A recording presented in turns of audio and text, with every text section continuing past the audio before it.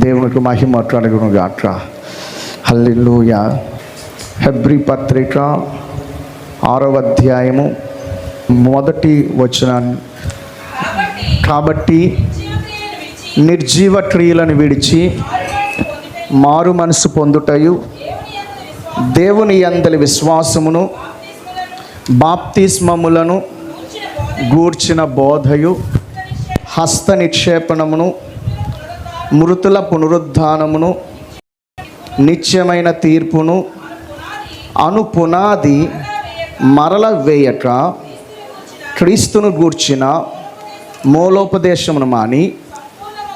ఈ mic triple తగ్గించండి, base ఉంచండి, మైక్ది సాగిపోదము. ఒకసారి అందరూ ఆ వచన భాగాన్ని చూడాలని మనవి చేస్తున్నాం. హెబ్రీ పత్రిక 6వ అధ్యాయము 1-2 వచనాలు. ఈకో తగ్గించండి, ఎఫెక్ట్స్ ఆపియండి. కాబట్టి నిర్జీవ క్రియలను విడిచి మారు మనసు పొందుటయు, దేవుని యందలి విశ్వాసమును, బాప్తిస్మములను గూర్చిన బోధయు, హస్త నిక్షేపణమును, మృతుల పునరుద్ధానమును, నిత్యమైన తీర్పును అను పునాది మరల వేయక క్రీస్తును గూర్చిన మూలోపదేశమును మాని సంపూర్ణుల మగుటకు సాగిపోదము.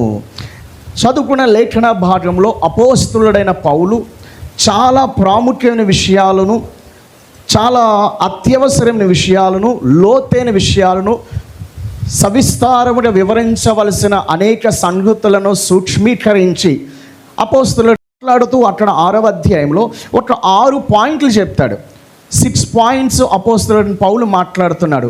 ఒకటి, నిర్జీవ క్రియలని విడిచిపెట్టి మారు మనసు. రెండవది, దేవుని యందలి విశ్వాసము. మూడవదిగా బాప్తిస్మమును గూర్చిన బోధ. నాలుగవదిగా హస్త నిక్షేపణమును. తర్వాత 5వదిగా మృతుల పునరుద్ధానమును. 6వదిగా నిత్యమైన తీర్పు, ఇటర్నల్ జడ్జ్మెంట్. ఇలా 6 విషయాలు చెప్తున్నాడు. ఈ 6 విషయాలు చెప్పి అను పునాది అన్నాడు. ఈ 6 విషయాలు పునాది అన్నాడు, పునాదులు కాదు, పునాది.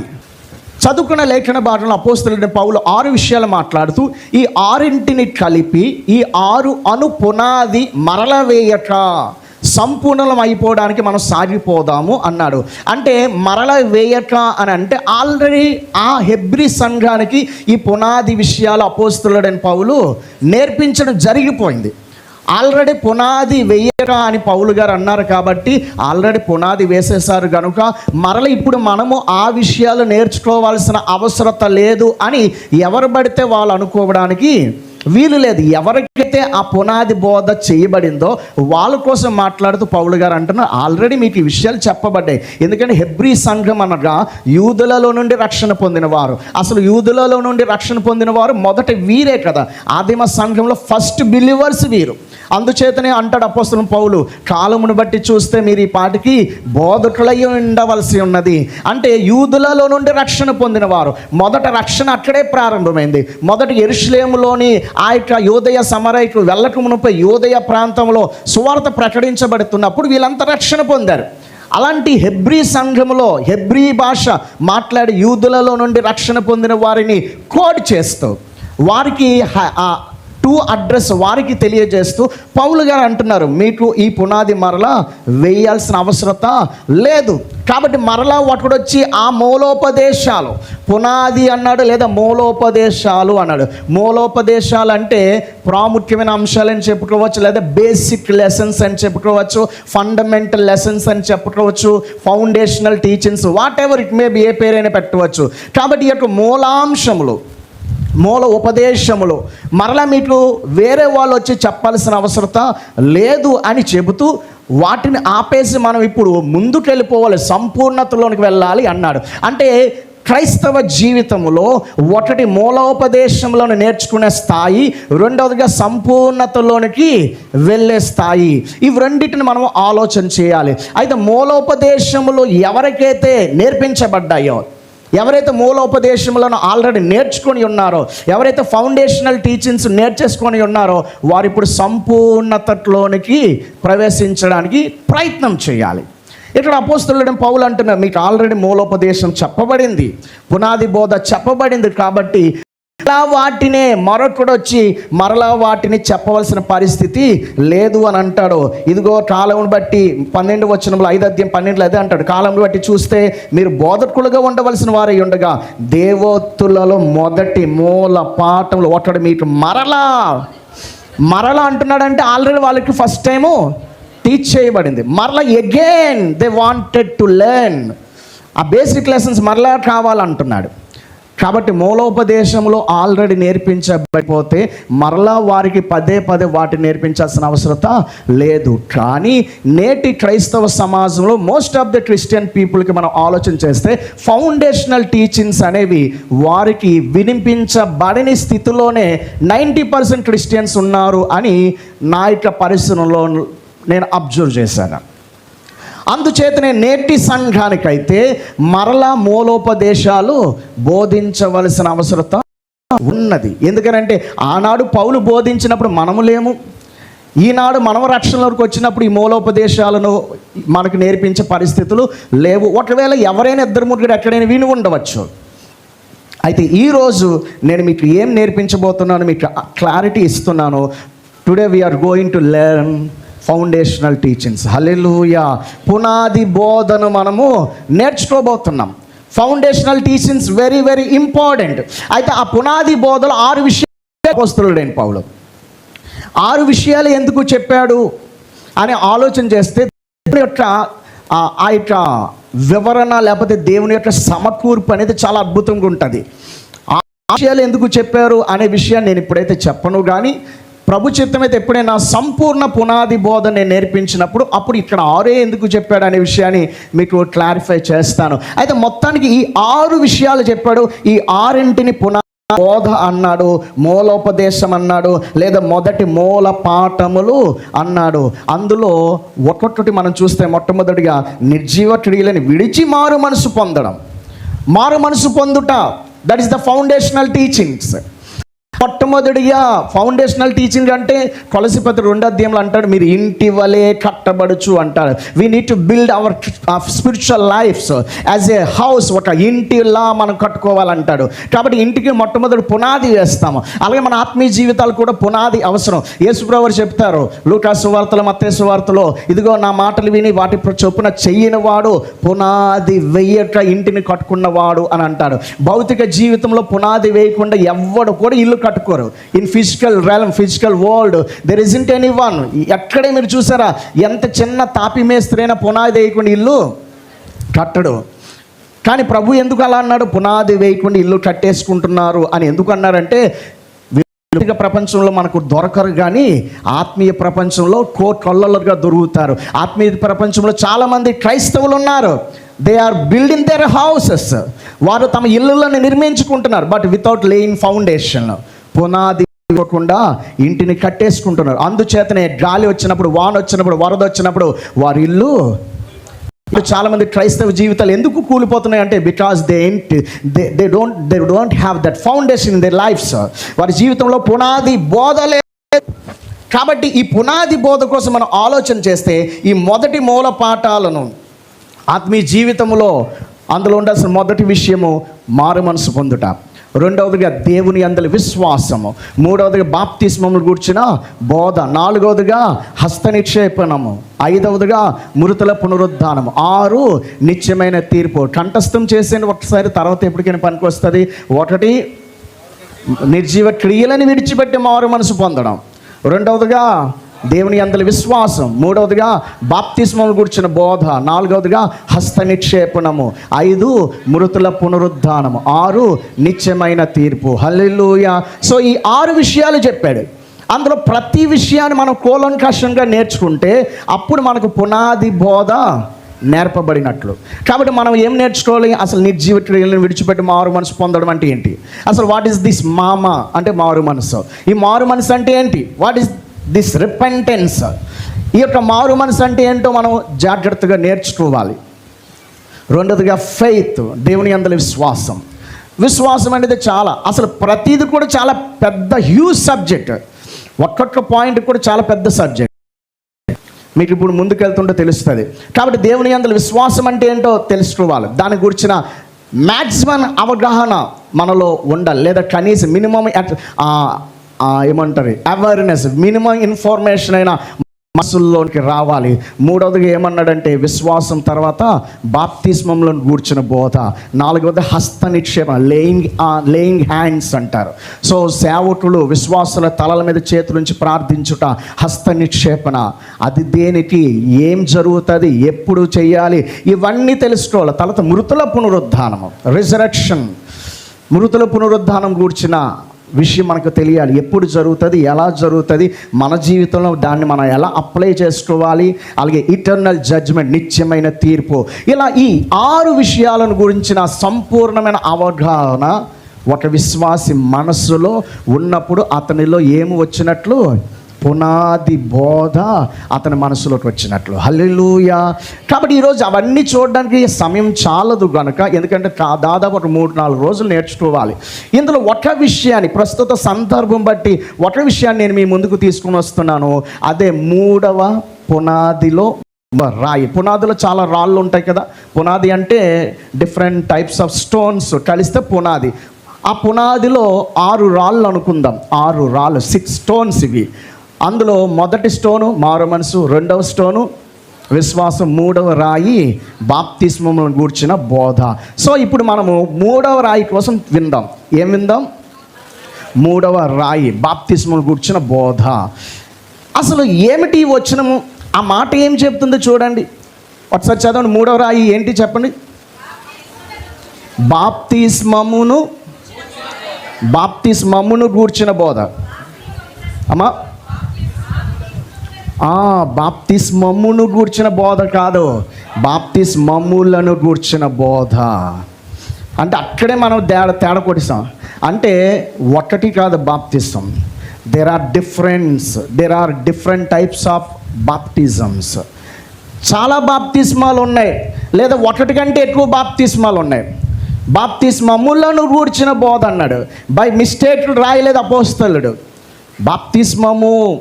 మరి ఇదే అపోస్తలుడు పౌలు అంటాడు ఎఫెసీ పత్రికలో, బాప్తిస్మము ఒక్కటే, విశ్వాసం ఒక్కటే అన్నాడు పౌలే. మరలా ఇక్కడ నుంచి ఒకటి కాదు నాయన బాప్తిస్మాలు అంటున్నాడు. ఓహో, అయితే బాప్తిస్మాలు అంటే అవునండి, ఈనాడు ఉన్నాయి కదా, జెండా కింద బాప్తిస్మం, సాల్వేషన్ ఆర్మీ ఇస్తారు. చిలకరింపు బాప్తిస్మము ఎవరు లూథరన్స్, మెథడిస్టులు వెనకాతలు అంతా ఇస్తూ ఉంటారు, ఆర్సిఎం వీళ్ళంతా. అలాగే నీటిలో ముంచే బాప్తిస్మం. కాబట్టి 3 బాప్తిస్మాలు ఉన్నాయి. కాబట్టి ఈ 3 బాప్తిస్మాల కోసం మాట్లాడడానికి బాప్తిస్మములను గూర్చిన బోధ అని పౌలు ఉన్నారేమో అని అనుకోవడానికి వీలు లేదు. టుడే ఐఎమ్ టీచింగ్, నేను ఇప్పుడు మీకు టీచ్ చేస్తున్నాను. అందుచేత చాలా స్లోగా వెళ్తాను. ప్రతి పాయింట్ మీ మైండ్లోకి వెళ్ళాలి. ప్రతి పాయింట్ మరలా నేను అడిగినప్పుడు చెప్పాలి. ప్రీచింగ్ వేరు, టీచింగ్ వేరు. ప్రీచింగ్ అంటే టక్ కొట్టుకుని వెళ్ళిపోతాం, టైం ఉంటుండదు. సో మీకు విన్నారో లేరో ఎక్స్ప్రెస్ వెళ్ళిపోతుంటే మీరు పరిగెత్తి రన్నింగ్లో ఎక్కున్నాడు ఎక్కుతాడు, ఉండిపోతాడు, బ్యాగ్ పడిపోతుంది, పుస్తకాలు పడిపోతాయి, రన్నింగ్లో ఎక్కడికి వెళ్ళినా వెళ్తాడు అంతే, బస్సు వెళ్ళిపోతున్నప్పుడు కదా.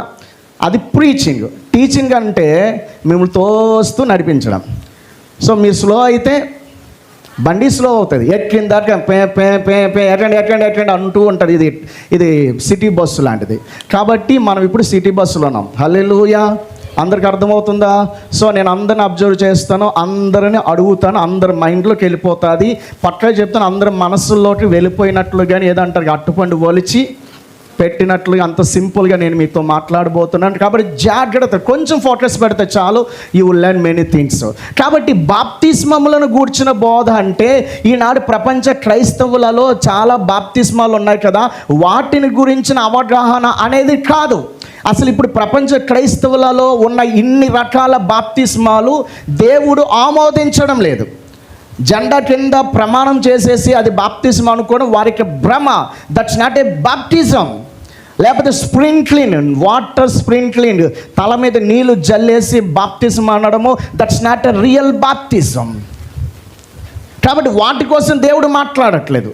ఇంకా చెప్పాలంటే అపోస్తలుడైన పౌలు హెబ్రీ పత్రిక రాస్తున్నప్పుడు అసలు ఈ 2 బాప్తిస్మాలు మనుగడలోనికే రాలేదు, అసలు మనుగడలోనికి రాలేదు. తర్వాత వచ్చే చిలకరింపు బాప్తిస్మం అనేది తర్వాత వచ్చింది. ఎప్పుడు వచ్చింది అంటే హిస్టరీ చెప్తే మళ్ళీ టైం ల్యాగ్ అవుతుంది. చిలకరింపు బాప్తిజం ఎప్పుడు వచ్చిందంటే, చాలా సంఘాల్లో ఆ దినాలు భయంకర యుద్ధాలు జరుగుతున్నప్పుడు చాలామంది చచ్చిపోయేవారు. అలా చచ్చిపోతున్నప్పుడు చిన్నపిల్లలు కూడా చాలామంది చనిపోతున్నప్పుడు ఆ చిన్నపిల్లలకి ఎక్కడ బరియలు చేయాలి, వారిని ఎక్కడ బరియలు చేయాలి, క్రైస్తవ సమాధులలో బరియలు చేయాలంటే, క్రిస్టియన్ ప్రజలుగా క్రిస్టియన్ సేవకులు బరియలు చేయాలి అంటే వాళ్ళు క్రైస్తవులు కాదు కదా అనే ఆలోచన బట్టి కొంతమంది వర్గము వీళ్ళు క్రైస్తవులు కాదు కాబట్టి బయట బర్యాలు చేయాలని, కొంతమంది లేదు వాళ్ళు క్రైస్తవ కుటుంబంలో ఉన్న పిల్లలు కాబట్టి వారిని మనము క్రైస్తవ సమాజంలో బర్యాలు చేయాలని. అప్పుడు తర్జన భర్జన అయినప్పుడు క్రైస్తవులు అవ్వాలంటే రక్షణ బాప్తిస్మ అవసరం కదా అని, మరి వాళ్ళ ఇంకా పెద్దోళ్ళు అవ్వలేరు కదా, అయితే ఏదైనా చేద్దాము. వారు తల్లిదండ్రుల యొక్క ఆలోచన ప్రకారం, తల్లిదండ్రుల యొక్క ఏమంటారు ఒప్పుకోలను బట్టి, కన్ఫెషన్ బట్టి, ఇదిగో మా పిల్లలను మేము భక్తిలోనే పెంచుతాము అని వారు ఇచ్చిన కన్ఫెషన్ బట్టి వారికి మనము బాప్తిస్మ ఇచ్చేద్దాం. ఆ బాప్తిస్మ ఇచ్చిన తర్వాత వారికి వచ్చిన తర్వాత మరలా వారు సంఘానికి వచ్చి ఒక కమిట్మెంట్ ఇస్తే సరిపోతుంది. అందుచేత అప్పుడు ఎవరైనా చిన్నపిల్లలు చనిపోతే వాళ్ళ తల్లిదండ్రులు ఇచ్చిన కన్ఫెషన్ బట్టి ఆల్రెడీ వాళ్ళకి బాప్తిస్మ ఇచ్చేస్తాను కాబట్టి వాళ్ళను క్రైస్తవ విధానంలో బర్యాలు చేయవచ్చు ఆయన ఆలోచన చేశారు. సో మరి అప్పుడు చిన్నపిల్లలకి ఎలా బాప్తిజం ఇద్దామంటే నీటిలో ముంచేస్తాము, చిన్నపిల్లల ప్రమాదం అని, అప్పుడు వాళ్ళ తల మీద నీళ్ళు జల్లితే స్ప్రింక్లింగ్ ఇచ్చేస్తే సరిపోతుంది అని తీసుకుని వచ్చారు. అది అలాగే ఆర్సీఎంలో, అదంతా ఆర్సీఎంలో స్టార్ట్ అయింది. తర్వాత ఆర్సీఎం రిఫర్మేషన్ స్టార్ట్ అయిన తర్వాత కూడా లోథరన్స్ ఫాలో అయ్యారు. తర్వాత మెథడిస్ట్ జాన్ వెస్లీ గారు మెథడిస్ట్ సంఘాల్లో కూడా ఫాలో అయ్యారు. తర్వాత బాప్టిస్ట్ మూవ్మెంట్ వచ్చింది. ఎప్పుడైతే బాప్టిస్ట్ మూవ్మెంట్ వచ్చిందో అప్పుడు కంప్లీట్గా బాప్తిస్మం అంటేనే నీటిలో ముంచే బాప్తిస్మం ఇవ్వాలి అనే మూవ్మెంట్ ప్రపంచవ్యాప్తంగా వచ్చినప్పుడు మరలా అందరూ పూర్వము నీటిలో ముంచి ఇచ్చారు కాబట్టి అందరూ బాప్తిస్మం పొందాలి, అంతేకాదు చిన్నపిల్లలకు బాప్తిస్మం అనేది వాక్య పద్ధతి కాదు అని రిఫార్మేషన్లో ఈ యొక్క విషయాన్ని కొన్ని సంఘాలు నేర్చుకున్నారు. అలా నేర్చుకుని బయటకు వచ్చిన వాళ్ళందరికీ బాప్టిస్టులు అని పేరు పెట్టేశారు. సో ఇదంతా రిఫార్మేషన్, సంఘ సంస్కరణ ఎలా జరిగిందో మనం వాక్యమును బట్టి చరిత్రను బట్టి ఆలోచన చేసిన ఈ విషయాలు మనకు అర్థమవుతాయి. కాబట్టి అపోస్తలుడైన పౌలు హెబ్రీ పత్రిక 6వ అధ్యాయంలో ఈ విషయాలు చెప్తున్నప్పుడు అసలు ఈ బాప్తిస్మాలు అనేవి మనుగడలోనే లేవు. కాబట్టి బాప్తిస్మములు అంటే ఈ 3 బాప్తిస్మాల కోసం కాదు, వాక్యం ప్రకారం ఒకటే బాప్తిస్మం. అయితే ఇక్కడ బాప్తిస్మములు అని బహువచనం ఎందుకు వాడాడు అపోస్తలుడు, ఎందుకు మాట్లాడుతున్నాడు అంటే మనకు తెలిసిన బాప్తిస్మము కాకుండా ఇంకా వేరే బాప్తిస్మాలు, వాక్యానుసారమైన బాప్తిస్మాలు ఏవో ఉన్నాయి. ఏమిటవి అంటే రండి, నేను ఎక్కువ లేట్ చేయకుండా అపోస్తల కార్యాలు 1వ అధ్యాయం 5వ వచనానికి వెళ్ళిపోదాం. అపోస్తల కార్యాలు 1వ అధ్యాయం 5వ వచనాన్ని ఒకసారి చదువుదాం. యోహాను నీళ్లతో బాప్తిస్మ ఇచ్చెను కానీ కొద్ది దినముల్లోగా, ఇది చాలా గట్టిగా ఉంది, ఓకే చదవండి అమ్మా. యోహాను తెలుసు, ఆ యోహాను నీళ్లతో బాప్తిస్మ ఇచ్చెను కానీ కొద్ది దినములలోగా మీరు పరిశుద్ధాత్మలో బాప్తిసం పొందెదరు. గమనించండి, ఇక్కడ యేసు ప్రభువు వారే మాట్లాడుతున్నారు. యోహాను నీళ్లతో బాప్తిసం ఇచ్చాను కానీ మీరు కొద్ది దినములలోగా పరిశుద్ధాత్మలో బాప్తిజం పొందెదరు అన్నాడు. అంటే ఇక్కడ మనకు కనబడుతుంది ఫస్ట్ బాప్తిజం, దట్ ఈజ్ వాటర్ బాప్తిజం, నీళ్లతో బాప్తిజం. లూకాసు వార్తలు కూడా యేసుప్రభు యోహాను చెప్తాడు, ఇదిగో నేను మీకు నీళ్లతో బాప్తిజం ఇస్తున్నాను కానీ నా వెనక వచ్చేవాడు నాకంటే శక్తిమంతుడు, అతడు మీకు అగ్నితోనూ ఆత్మతోనూ బాప్తిజం ఇస్తాడు. కాబట్టి ఇక్కడ మనం ఆలోచన అంటే నీళ్ళు అవసరం, విస్తారం నీళ్ళు అవసరము, మరణము పునరుద్ధానము సాదృశ్యాలు కనబడాలి. బాప్తిస్మ అంటేనే ఏంటో తెలుసు, నువ్వు క్రీస్తు మరణములోనికి వెళ్తున్నావు, పాతి పెట్టబడుతున్నావు, మరల పునరుద్ధాన అనుభవంలోనికి వస్తున్నావు. అంటే బాప్తిస్మ పొందడానికి సిద్ధపడిన వారు గుర్తించాలి, ఈ రోజు నుంచి నా పాత జీవితం అంతటిని ఏం చేస్తాను, నేను పాతి పెట్టేస్తున్నాను. From today onwards I am a new creation, నేను ఒక నూతన సృష్టిని. హల్లెలూయా హల్లెలూయా. అది చివరి పాయింట్. మరి ఎవరు పొందాలి, ఎవరికి బాప్తిసం ఇవ్వాలి, హూ ఆర్ ద ఎలిజిబుల్, ఎవరు బాప్తిసం పొందడానికి యోగ్యులు అని అంటే మార్కు సువార్త 16వ అధ్యాయం 16 వచ్చిన మరలా బాప్తిసం ఎవరు పొందాలి. నమ్మి బాప్తిసం పొందినవాడు రక్షించబడతారు. ఎవరు బాప్తిజం పొందాలంటే బిఫోర్ యు టేక్ బాప్తిజం పొందే ముందు నీకు ఒక క్వాలిఫికేషన్ ఉండాలి, నీకు ఒక కార్యం నీలో జరగాలి. ఎవరు బాప్తిజం పొందాలంటే బాప్తిజం ఎవరు పెడితే వాళ్ళు కాదు, బాప్తిజం పొందేవాడికి ఉండవలసిన మొదటి లక్షణము అతడు నమ్మిన వాడై ఉండాలి. అందరు చెప్పండి, అతడు ఏమవ్వాలి? నమ్మాలి. ఏమి నమ్మాలి అని అంటే ముందు వచ్చిన చెప్తాడు, కాబట్టి మీరు సర్వ సృష్టికి సువార్త ప్రకటించండి. దాన్ని నమ్మి సువార్తను నమ్మిన వాడు అంటే ఒక వ్యక్తి బాప్తిజం పొందాలంటే అతనికి ఉండవలసిన మొదటి ఎలిజిబిలిటీ లేకపోతే మొదటి చేస్తే ఫస్ట్ బాప్తిజం మనకు కనబడుతుంది. యోహాను అపోస్తలుల గారు 1:5 ప్రకారము నీళ్లతో బాప్తిజం. అందరు చెప్పండి, వాటర్ బాప్తిజం. ఏంటి వాటర్ బాప్తిజం అంటే మనకు తెలుసు, వాటర్లో ముంచి ఇచ్చే బాప్తిజం, ముంచి తీసే బాప్తిజం, దట్స్ కాల్డ్ వాటర్ బాప్తిజం. అది నీటి బాప్తిజం. ఈ నీటి బాప్తిజం ప్రతి విశ్వాసి పొందుకోవాలి, ప్రతి క్రైస్తవుడు, ప్రతి మానవుడు పొందుకోవాలి, ప్రతి మనిషి కూడా పొందుకోవాలి. అయితే ఈ వాటర్ బాప్తిజం అనేది మొదటిది, నీటి బాప్తిజము అనేది మొదటి బాప్తిజం. అందరూ చెప్పండి, మొదటిది ఏంటి? నీటి బాప్తిజం. ఇప్పుడు ఈ నీటి బాప్తిజం కోసం కొంచెం ఆలోచించేద్దాం. నీటి బాప్తిజం ఎందుకు? Why should we take water baptism? What is the importance? What are the important points in that water baptism అని మనం ఆలోచన చేస్తే త్వరగా ఒక 5 విషయాలు చెప్తాను. చాలా విషయాలు చెప్పుకోవచ్చు, కానీ అసలు వాటర్ బాప్తిజం ఎందుకు తీసుకోవాలి, నేను ఎందుకు వాటర్ బాప్తిజం తీసుకోవాలి, నేను ఎందుకు తీసుకోవాలంటే మార్కు సువార్త 16:16 త్వరగా మార్కు 16:16 నమ్మి బాప్తిస్మం పొందినవాడు రక్షించబడతారు. గమనించండి, ఎవరు రక్షణ పొందుతారు, ఎవరు రక్షించబడతారంటే నమ్మి బాప్తిజం పొందినవాడు రక్షించబడతారు. చాలామంది ఏమనుకుంటారంటే, బ్రదర్ మేము రక్షణ పొందాం కానీ ఇంకా బాప్తిజము తీసుకోలేదు అంటారు. అదేట్రా తేడా మాట్లాడుతాం, రక్షణ పొందాము కానీ బాప్తిజం తీసుకోలేదు అంటారు. That's not right. నువ్వు బాప్తిజం పొందితేనే రక్షించబడినట్లు. వితౌట్ టేకింగ్ బాప్తిజం నువ్వు ఇంకా రక్షణ పొందిన అనుభవంలోనికి రాలేదు. కాబట్టి ఎప్పుడైతే ఒక వ్యక్తి బాప్తిజం పొందుతాడో అప్పుడే అతడు రక్షించబడతాడు. యేసయ్య చాలా స్పష్టంగా చెప్పాడు, నమ్మి బాప్తిజం పొందిన వారు రక్షించబడతారు, నమ్మని వానికి శిక్ష విధించబడుతుంది అన్నాడు.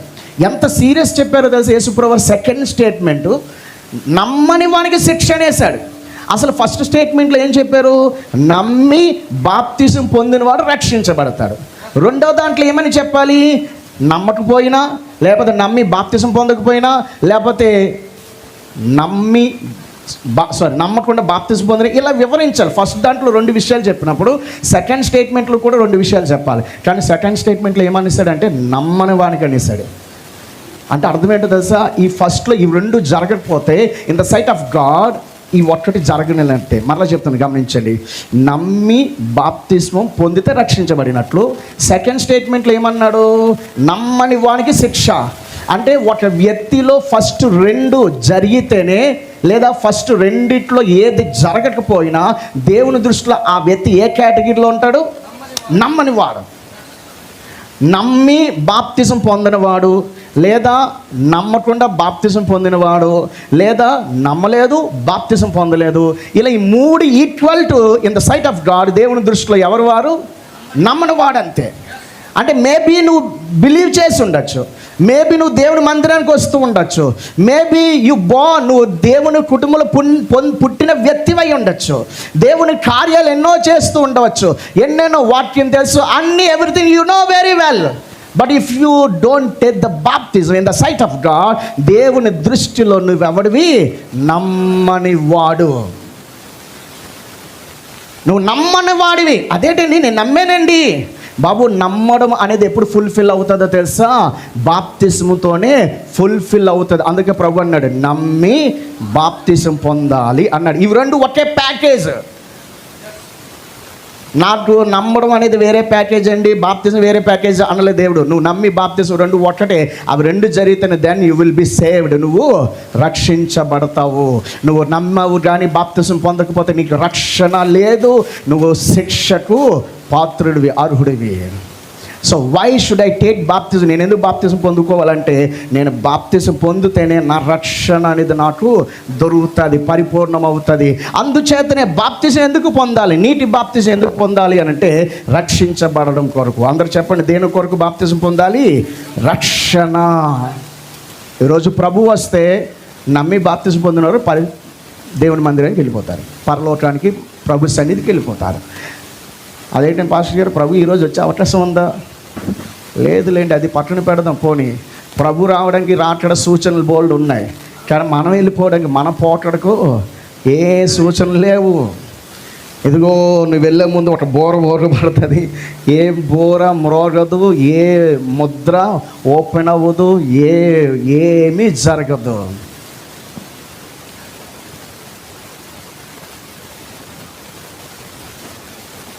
ప్రసంగిలు అంటాడు, బొడ్డ బురిసెడ కాయి అది ప్రేలినట్లుగా అంటాడు. ఏట్రా పదమైన అంటే, అదొక ఫ్లవర్, అదొక ప్లాంటు. అది ఏమవుతుందంటే, అవి ఒక్కసారి ఇలా పేలుతుంది. ఆ పేలిన లోపల ఉన్న విత్తనాలు అవన్నీ ఒక్కసారి వెదజల్లుతాయి. అలాగే క్షణాలు, అది ఎప్పుడు ఏమంటుంది అని బ్లాస్ట్ అవుతుందో తెలీదు. అలాగే మనిషి జీవితం ఎప్పుడు బ్లాస్ట్ అవుతుందో తెలీదు. సడన్గా అయిపోయింది, నానా తమ్ముడు చెల్లి అంటే చెల్లి లేదు, నాన్న లేదు, జంప్ వెళ్ళిపోయాడు. దానికి వయసుతో సంబంధం లేదు. వృద్ధుడు కదా, యవనస్తుడు కదా, పిల్లడు కదా అనుకోవడానికి వీల్లేదు. ఏ రోజు ఏ క్షణం నీ చివరి క్షణం నీకు తెలియదు. కాబట్టి నువ్వు రక్షణ పొంది ఉంటే, yes you have the confidence, no problem. ఎప్పుడు ప్రభా నువ్వు పిలిచినా ఐఎమ్ రెడీ. ఇక్కడ కన్ను మోస్తే అక్కడ కన్ను తెడుస్తాను. బెడ్రల్ చాపులు కూడా హల్లెలూయా హల్లెలూయా. రక్షణ పొంది ఉంటే ఆ గ్యారంటీ ఉంటుంది. అందుకే రక్షణ పొందినవాడు చాలా ధైర్యంగా ఉంటాడు. ఏమిట్రా నీ ధైర్యం అంటే, నాకేంటి భయం, నేను రక్షణ పొంది ఉన్నాను. హల్లెలూయా హల్లెలూయా.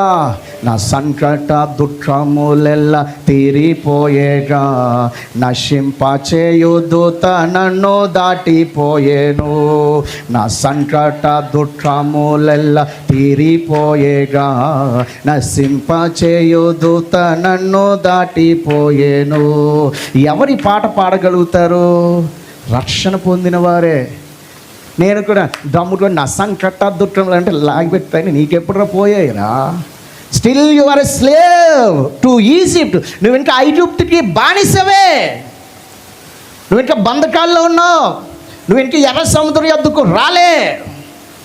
నువ్వు సముద్రంలో బాప్తిస్మ అనుభవంలోనికి ఇంకా రాలేదు. కాబట్టి బాప్తిస్మ ఎందుకు తీసుకోవాలంటే, బాప్తిస్మ మనకి ఏమిస్తుంది?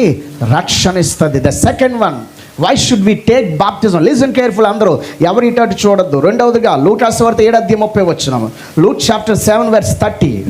లూకాసు వార్త 7:30.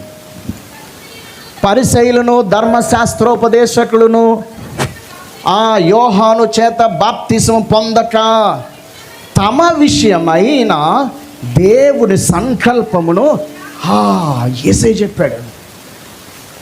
వారు తమ విషయమైన దేవుని సంకల్పాన్ని రిజెక్ట్ చేసి నిరాకరించారంట. అంటే పరిసయ్యులు ధర్మశాస్త్రోపదేశకుల పట్ల దేవుని సంకల్పం ఏంటో తెలుసా? వాళ్ళ బాప్తిజం పొంది రక్షణలోనికి రావాలి. It's God's plan. దేవుని ఆశ అందరూ రక్షణ పొంది సత్యమును గూర్చిన అనుభవ జ్ఞానంలోనికి రావాలని దేవుడు కోరుతున్నారు. కానీ ధర్మశాస్త్రోపదేశకులు పరిచయలు ఏం చేస్తారు?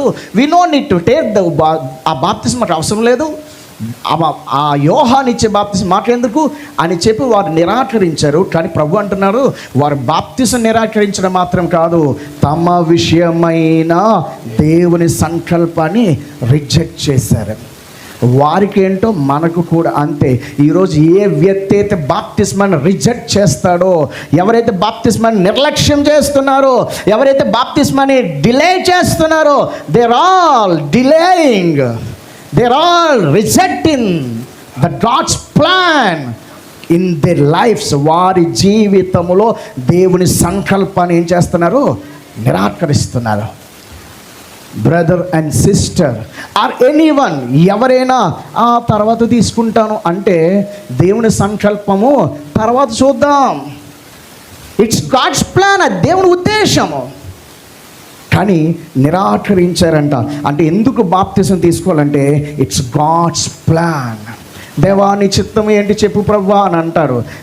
దేవుని యొక్క చిత్తాల్లో కొన్ని జనరల్ యూనివర్సల్ విల్ ఉంటుంది. ఇవి అందరి విషయంలో ఖచ్చితంగా జరిగి తీరాల్సిందే. అసలు ఆ చిత్తాలని పట్టణ పెట్టేస్తారు. నేను ఎవరిని పెళ్లి చేసుకోవాలి ప్రభువా, నేను ఎక్కడ జాబ్ చేయాలి ప్రభువా, నీ చిత్తం చెప్పు ప్రభువా. అరే మొదట దేవుని అసలు శిశులైన చిత్తము నెరవేర్చావా, రక్షణ పొందావా, అది అసలైన చిత్తము. దేవుడి చిత్తములో మొట్టమొదటి ప్రాముఖ్యమైన పాయింట్ ఏంటంటే ప్రతి వ్యక్తి బాప్తిసం పొందాలి. అసలైన చిత్తాన్ని వదిలేసి నీ పెళ్ళి అయితే ఏంటి, పెటాకులు అయితే ఏంటి, పిల్లలు ఉంటే ఏంటి, పిల్లలు లేకపోతే ఏంటి, అసలు ఇది పెద్ద మ్యాటర్ కాదు. ఇది అంత మ్యాటర్ కాదు. ఈ భూమి మీద ఐశ్వర్యవంతుడిగా ఉన్న పరలోకానికి వెళ్ళొచ్చు, పేదోడిగా ఉన్నా అక్కడికి ఇక్కడ విషయాలు ఏవి తేడా కొట్టవు. అయితే ఈ భూమి మీద క్రైస్తవుడిగా నువ్వు అన్ని విషయాలు సమృద్ధిగా బ్రతకడానికి దేవుడు ఆల్రెడీ అలౌ చేశాడు. అందుచేత నేను క్రైస్తవుడు ఎవ్వడు కూడా పేదవాడిగా ఉండిపోవడం దేవుని చిత్తము కాదు. అనారోగ్యాలతో ఉండడం దేవుని చిత్తము కాదు. ఇదంతా వేరే విషయం. అంటే అరణ్యములో ఎలా ప్రయాణం చేయాలి అనే ఆ సబ్జెక్ట్ అది. కానీ అరణ్యములో ఎలా ప్రయాణం చేయాలనే సబ్జెక్ట్ నేర్చుకుంటూ కనాను చేరడు మర్చిపోయాడు అనుకోండి. వీడు అరణ్యంలో పాతేసేయాలి, వీళ్ళకి ఉపయోగం లేదు. కాబట్టి అరణ్యంలో ఎలా ప్రయాణం చేయాలో అవసరమే. మేఘం కింద నడవాలి, మన్నాను తినాలి, బండ నీళ్ళను త్రాగాలి, ప్రతిరోజు విశ్వాసంతో అడుగు వేస్తూ వెళ్ళాలి. సో ఎన్నో విషయాలు ఉన్నాయి. కానీ ఇంత చేసి చేసి చేసి చివరికి అరణ్యంలోనూ రాలిపోయాడు అనుకోండి, ఉపయోగం లేదు. మెయిన్ ఫోకస్ కనాను, మెయిన్ దృష్టి కనాను మీద పెట్టాలి. సో కనానుకు రావడం దేవుని చిత్తము. కనానుకు రావాలంటే మొదట నీవు బాప్తిస్మము పొంది ఉండట, అది దేవుని ప్రణాళిక. హల్లెలూయా. ఎర్ర సముద్రంలో నుండి వచ్చిన వాడే అరణ్యంలోనికి వచ్చాడు, వారే కనానుకు వెళ్ళారు. ఎర్ర సముద్రంలో నుంచి రాకుండా వేరే రూట్లో వచ్చే వారు ఎవరు కూడా ఇశ్రాయేలు క్యాంపులో లేడు. హల్లెలూయా, హల్లెలూయా. ఇట్స్ అ గాడ్స్ ప్లాన్, అది దేవుని సంకల్పం. దేవునికి మహిమ కలుగును గాక. కొంచెం స్పీడ్ చేస్తాను, మరీ స్లో అయినట్టుంది కదా. ఇది బాగుందా, ఎంత ముందులా బాగుందా? ఇదే బాగుందా? స్లోగా ప్రశాంతంగా, కొంచెం వేడిగా ఉంది, మధ్య మధ్యలో చాలా గాలేస్తే మీ డైలెక్ట్కి మధ్యలో కొంచెం రిలాక్స్ అయిపోవచ్చు అన్నట్టుందా మధ్య మధ్యలో. సో మార్కు సువార్త 16వ అధ్యాయం, the third need, why should we take baptism అంటే మార్కు 16 మార్కు సువార్త 16 వచ్చు. మనం తెలిసిన వస్తున్నవే. నమ్మి బాప్తిజం పొందినవాడు రక్షించబడతాడు, నమ్మని వానికి శిక్ష విధించబడతాడు అన్నాడు. ఇది యేసయ్య చెప్తున్నాడు. అలాగే యేసుప్రభువు మత్తయి సువార్త 28లో కూడా చెప్తాడు, కాబట్టి మీరు వెళ్ళి సమస్త జనుల నాకు శిష్యులనుగా చేయడి, వారికి తండ్రి యొక్క, కుమారుని యొక్క, పరిశుద్ధాత్మ యొక్క నామములో బాప్తిస్మం ఇవ్వుడి అని అన్నాడు. అంటే దేవుని యొక్క కమాండ్. ఇట్స్ బాప్తిజం అనేది ఆప్షనల్ కాదు. పొందితే పొందండి, లేకపోతే లేదండి. సిలువ మీద దొంగ పొందాడా? మరి నువ్వు సిలువ మీద ఉన్నావా? నీ సిలువే లేదు నీ లైఫ్లో. అతడు సిలువ మీద ఉన్నాడు. అతడు సిలువ ఎక్కడ దొంగ అయితే నువ్వు సిలువ ఎక్కడ దొంగడు. అందుకే అతడిని చూసి చెప్పుకుంటాడు, నీ సిలువెట్టిన దొంగతో నీకేం పని, నువ్వు దొంగవా, నువ్వు సిలువెట్టవా. కాబట్టి బాప్తిజం ఇట్స్ ఎ గాడ్స్ కమాండ్, అది దేవుని ఆజ్ఞ. బాప్తిజం పొందడం దేవుని ఆజ్ఞని నెరవేర్చుట. బాప్తిజం పొందకపోతే నువ్వు దేవుని ఆజ్ఞను నెరవేర్చలేదు. అంటే ఆజ్ఞను ఏం చేస్తున్నావు? అతిక్రమిస్తున్నావు. ఆజ్ఞ అతిక్రమమే పాపము.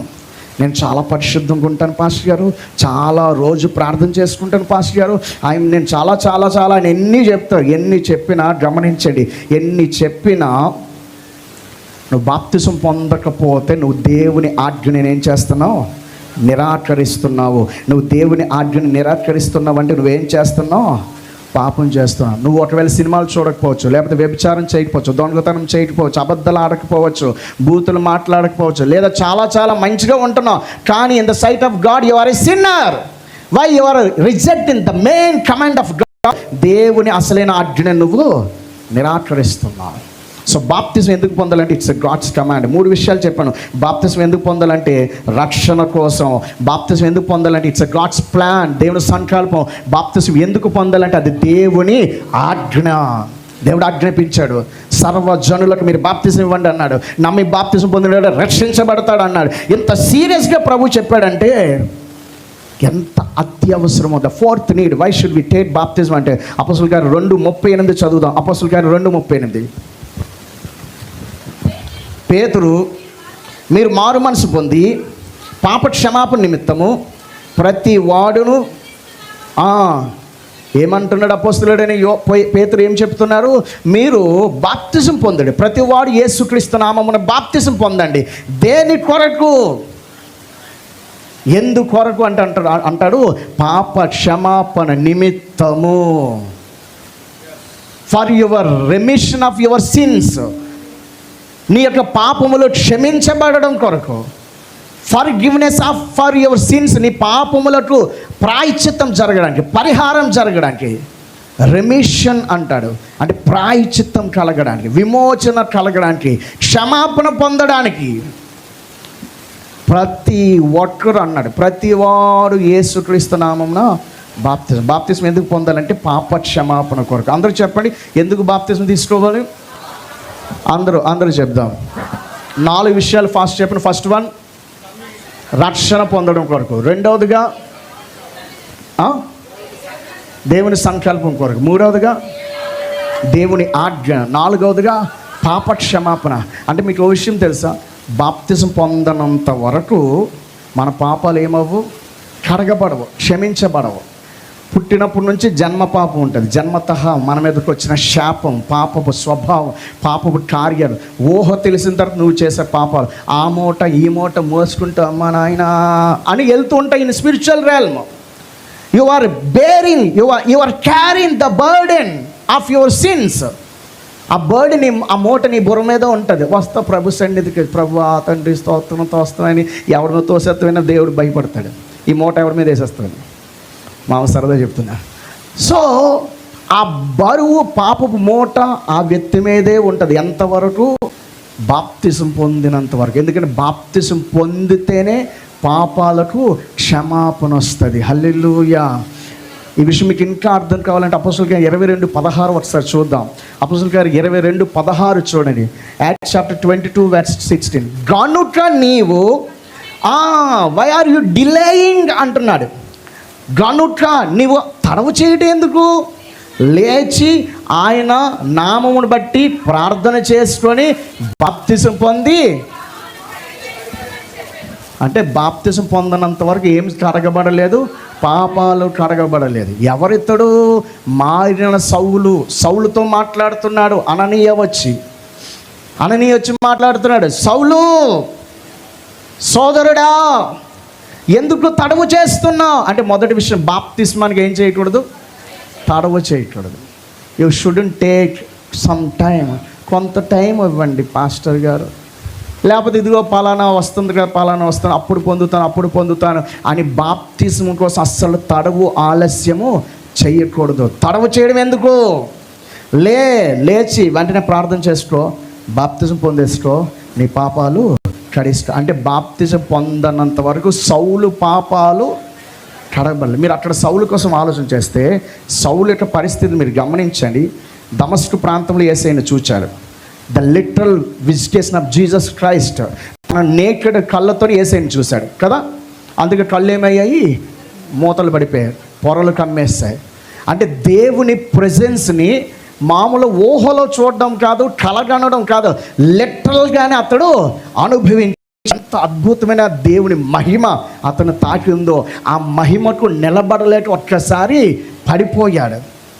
తన చుట్టూ దట్టమైన వెలుగు ఆవరించేసింది. అంటే మహా తేజస్సును తన శరీరముతోనే ఎక్స్పీరియన్స్ చేశాడు. రెండవదిగా దేవుని స్వరాన్ని విన్నాడు. సౌలా, నన్నెందుకు నీవు హింసించుచున్నావు? నువ్వెవడు ప్రభు అంటే, నీవు హింసించుచున్నా యేసునని చెప్పావు. ఎంతసేపు కాన్వర్జేషన్ జరిగింది. మళ్ళీ పౌలు అడుగుతాడు. ఏదో సమ్టైమ్స్ మన దేవుని స్వరాన్ని వింటాం, అబ్బా దేవుడు మాట్లాడు అంతే. మనం మరలా మాట్లాడితే అటు నుంచి రిప్లై రావడం చాలా రేర్. కానీ పౌలు దేవుని స్వరం వినుట కాదు, దేవునితోనే మాట్లాడాడు. కొంతసేపు వాళ్ళిద్దరి మధ్య కన్వర్జేషన్ జరిగింది. మరి ఏం చేయాలి ప్రభు అంటే, ఇదిగో తిన్నదే అనబడి వీడికి వెళ్ళు, అక్కడికి వెళ్ళు, నేను నీకేం చేయాలి అవన్నీ చెప్తాను అని అన్నీ చెప్పాడు దేవుడు. పౌలుకి అంత క్లారిటీ వచ్చేసింది, డౌట్స్ అన్ని క్లియర్ అయిపోయాయి. దేవుని దర్శనం పొందాడు, దేవునితో మాట్లాడాడు. వెంటనే ఆ ఊరు తిన్నది అనబడిన వీధికి వెళ్ళాడు. అక్కడ 3 రాత్రింపగళ్ళు ఏమి తినలేదు, ఏమీ తాగలేదు. He was in fast and prayer. ప్రార్థిస్తున్నాడు. 3 రాత్రింపగళ్ళు మోకాళ్ళ మీద ఉన్నాడు. అస్సలు బయటికి రాలి ఏడ్చి ప్రార్థన. ఆ ప్రార్థన మళ్ళీ దర్శనాన్ని చూస్తున్నాడు. ఇదిగో అననీయ అని ఒక మనుష్యుడు వచ్చి నా తల మీద చేతులు ఇస్తే అప్పుడు నా కళ్ళు లోబడతాయి అని ఒక దర్శనాన్ని కూడా చూశాడు. అంటే ఎంత అద్భుతమైన అనుభవాలు పౌలు కలిగి పొంది ఉన్నాడు. దేవుడితో మాట్లాడాడు, దేవుడిని చూశాడు, దర్శనాలు చూస్తున్నాడు, ప్రార్థనలు ఉన్నాడు, ఉపవాసములు ఉన్నాడు. ఇదంతా జరిగింది. అననీయ వచ్చి పాపాలు కడిగించుకున్నాడు. పాపాలు కడగబడకుండానే దేవుడు నాకు కనబడిపోయా. పాపాలు కడగబడకుండానే దేవుడితో నేను మాట్లాడేసానా, దర్శనాలు చూసేసానా, ఏం మాట్లాడుతున్నా అననీయ? ఐఎమ్ క్లెన్స్డ్ అనలే. అంటే పాపాలు కడగబడకుండా ఈ అన్ని అనుభవాలు కూడా పొందే అవకాశం ఉంది. 20 సంవత్సరాల నా పరిచయాలు చాలామందిని చూశాను. అన్న నేను ప్రవచనాలు చెప్తానన్నా, భాష పొందుకున్నానన్నా, ప్రార్థిస్తే దర్శనాలు పొందుకున్నానన్నా, కానీ బాప్తిజం ఇంకా నువ్వు నరకానికి పోతావు. పక్కా నువ్వు ఇప్పుడు కనుమూస్తే నరకానికి పోతావు. ఎందుకో తెలుసా? ఇంకా నీ పాపాలు కడగబడి. మరి ఇవన్నీ జరిగే రేర్గా దేవుడు జరిగిస్తాడు. దేవుడు అనంత కృపను బట్టి, అప్పుడున్న అవసరతను బట్టి నువ్వు రక్షణ పొందని వ్యక్తిమైన నీ ద్వారా కూడా కార్యాలు జరుగుతాయి. అలా జరిగాయి లేదా అలాంటి అనుభవాలు నాకు ఉన్నాయని నువ్వు బాప్తిజం పొందడం నిర్లక్ష్యం చేస్తే ఇంకా నీ పాపాలు. అంటే ఆలోచించండి, ఇన్ని జరిగిన పాపాలు కడగబడలేదు అంటే పాపాలు ఎంత సమస్య, పాపాలు ఎంత సీరియస్ సబ్జెక్ట్ ఆలోచించండి. అంతటి సీరియస్ సబ్జెక్ట్ని కడిగేది బాప్తిజం. అంటే ఎంత అవసరం బాప్తిజం ఆలోచించండి. రేపు తీసుకుంటాను, ఎల్లుండి తీసుకుంటాను, పెళ్ళైన తర్వాత తీసుకుంటాను, పిల్ల పుడితే తీసుకుంటాను. పిల్ల పుట్టకపోతే ఏడు చేస్తావు అంటే నీ పిల్ల కోసమా, నీ పెళ్ళి కోసం? అసలు దేనికి? నీ జీవితంలో బాప్తిజం కోసం నీ ఆలోచన విధానం ఏంటి? బాప్తిజం పొందితేనే పాప క్షమాపణ కలుగుతుంది. అందుకే పేతురు అన్నాడు, పాప క్షమాపణ నిమిత్తం ప్రతి బాప్తిస్మము పొందవలసినది. ఇది 4వ నీడ్. రక్షణ పొందాలంటే బాప్తిజం పొందాలి. 2వదిగా దేవుని సంకల్పమును నెరవేర్చేవాడు అవుతావు. 3వది ఇట్స్ ఎ గాడ్స్ కమాండ్, దేవుని ఆజ్ఞ. 4వ బాప్తిజం పొందితేనే నీ పాపాలు కడగబడతాయి.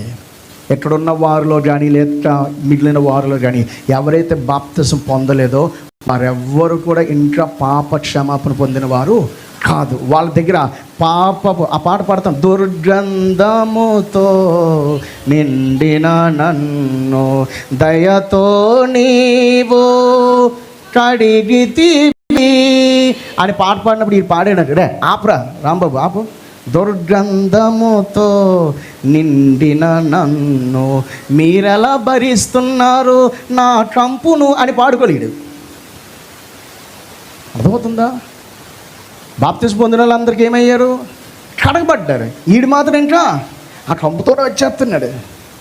మా కంపు రాలేదు మాస్టర్ గారు, కానీ పరలోకం అసహించుకుంటుంది.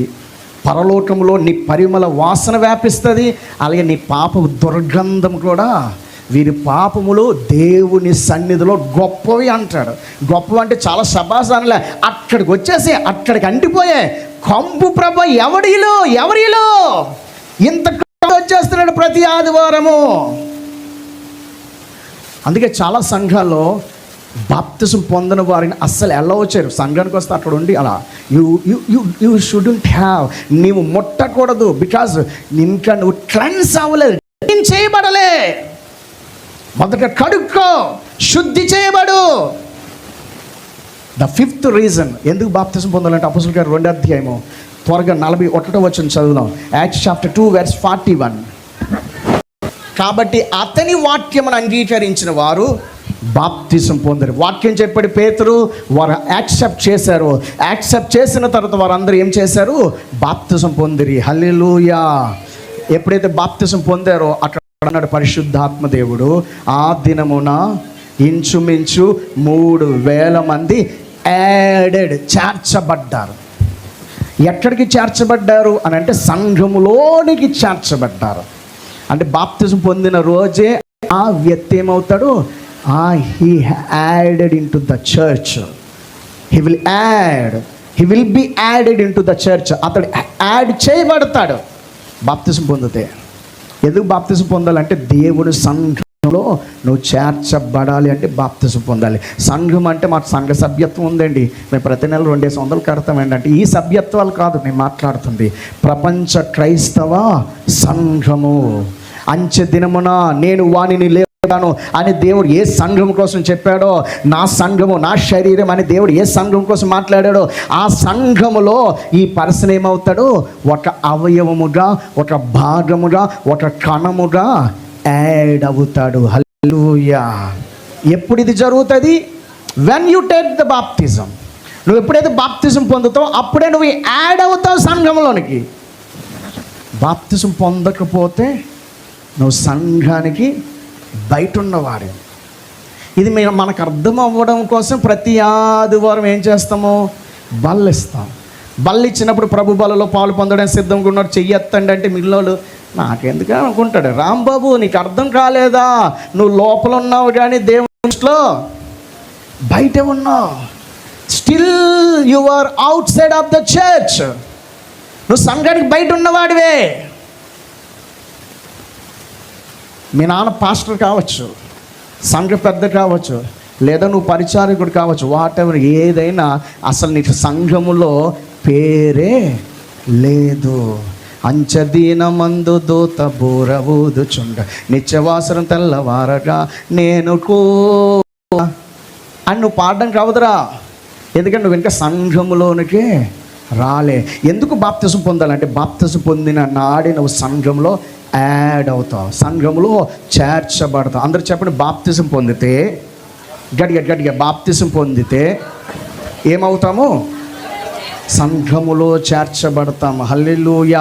జీవము కలిగిన దేవుని సంఘంలో నీవు కూడా ఒక పార్ట్గా అవుతావు. అప్పుడు దేవుని స్వాస్థ్యములో నీకు కూడా పాలు ఉంటుంది. ఏవేవైతే ఉన్నాయో అన్నీ అప్పుడు నీకు అప్లై అవుతాయి. ప్రార్థన చేస్తున్న కార్యం జరగట్లేదండి. దేవుడు వాగ్దానం చెప్పాడు కదండి. అస్సలు వాగ్దానం నీకెప్పుడు చెప్పాడు? దేవుడు చెప్పాడు కదండి. చూస్తే అడ్రస్ అది ఎవరికి? దేవుని లోటుకు వచ్చిన వాడు, క్రీస్తు లోటుకు వచ్చిన వారికి వాగ్దానములన్నీ అంటాడు అపోస్తలుడైన పౌలు. దేవుని వాగ్దానములు ఎన్ని ఉన్నావో అవన్నీ క్రీస్తునందు, not out side of the Christ. You don't have any promise. క్రీస్తుకు బయట నీకు ఏ ప్రామిస్ లేదు. ఆరోగ్యం లేదు, ఆశీర్వాదం లేదు, ఆర్థిక సమృద్ధి లేదు, ఏమీ లేదు. ఎందుకంటే if you are outside of the Christ, నువ్వు క్రీస్తుకు బయట ఉంటే ఏ వాగ్దానం నీకు అప్లై అవ్వదు. పౌలు చాలా క్లియర్ చెప్పాడు, క్రీస్తు నందు అవన్నీ అవును అన్నట్టుగానే ఉన్నవి. హల్లెలూయా. క్రీస్తులోకి వస్తే అన్ని వాగ్దానాలు నీవే. క్రీస్తు బయట ఒక్కటి కూడా లేదు. పైగా బయట సర్పము తిరుగుతుంది, బయట మరణము తిరుగుతుంది, బయట పాపము తిరుగుతుంది. ఏ రోజైనా నిన్ను మృంగేవచ్చు. అయిపోయింది. అప్పుడు అంటావు, నేను దేవుని సమాజము మధ్యనే ఉండేవాడిని. సామెతలు ఉంటాడు, బుద్ధి లేని జ్ఞానం లేని పడుచువాడు. ఆ డైలాగులు బాగుంటుంది, చాలా బాగా చెప్తాడు. నేను సమాజ మందిరంలో అక్కడే ఉండేవాడు. ఎవరైనా తీస్తారు ఫాస్ట్ చూడండి, చదవండి. అక్కడే ఉండేవాడంట. దేవుని ఉపదేశానికి కొంచెమే ఎడమయ్యాను. నేను పెద్ద దూరం అయిపోలేదు, కొంచెం ఎడమయ్యాను. ప్రతిరోజు పాటలు విన్నాను, వాక్యం విన్నాను, అన్నీ నాకు తెలుసు. కానీ ఇంత దారుణమైన పరిస్థితి నాకు ఎందుకు వచ్చింది అని చాలా బాధపడతాను. సామెతల గ్రంథం దొరికిందమ్మా, 7వ అధ్యాయం 5:14 నేను 5:14 వచ్చి ఎక్కడుండేవాడంట? సమాజ సంఘముల మధ్యలో ఉండేవాడంట. ప్రతి విధమైన దౌష్ట్యానికి లోబడ్డానికి సంపూర్ణంగా కాదు, కొంచెమే ఎడమయ్యారు, కొంచెమే స్లైడ్ అయ్యాను, మొత్తం అయిపోయింది అని నీవు చెప్పుకొనొచ్చు మూలుగుచూ ఉంటావు. అప్పుడు ఆ 13వ వచనము, నా బోధకుల మాట నేను వినకపోతిని, నా ఉపదేశకులను నేను చెవి ఒగ్గలేదు. 12వ వచనము, అయ్యో ఉపదేశం నేను ఎట్లు త్రోసివేసి తిని, నా హృదయం గద్దింపుని ఎట్లు తృణీకరించెను అని మూలుగుతూ ఉంటాను. నిత్యత్వం అంతా నువ్వు బాప్తిసం పొందిన నాడే సంఘములో చేర్చబడతావు. హల్లెలూయా. సో బాప్తిసం ఎందుకు పొందాలంటే, రక్షణ పొందాలంటే బాప్తిసం పొందాలి. బాప్తిసం ఎందుకు పొందాలంటే అది దేవుని సంకల్పము. బాప్తిసం ఎందుకు పొందాలంటే అది దేవుని ఆజ్ఞ. బాప్తిసం ఎందుకు పొందాలంటే నీ పాపాలు కడిగి వేసుకొనుటకు.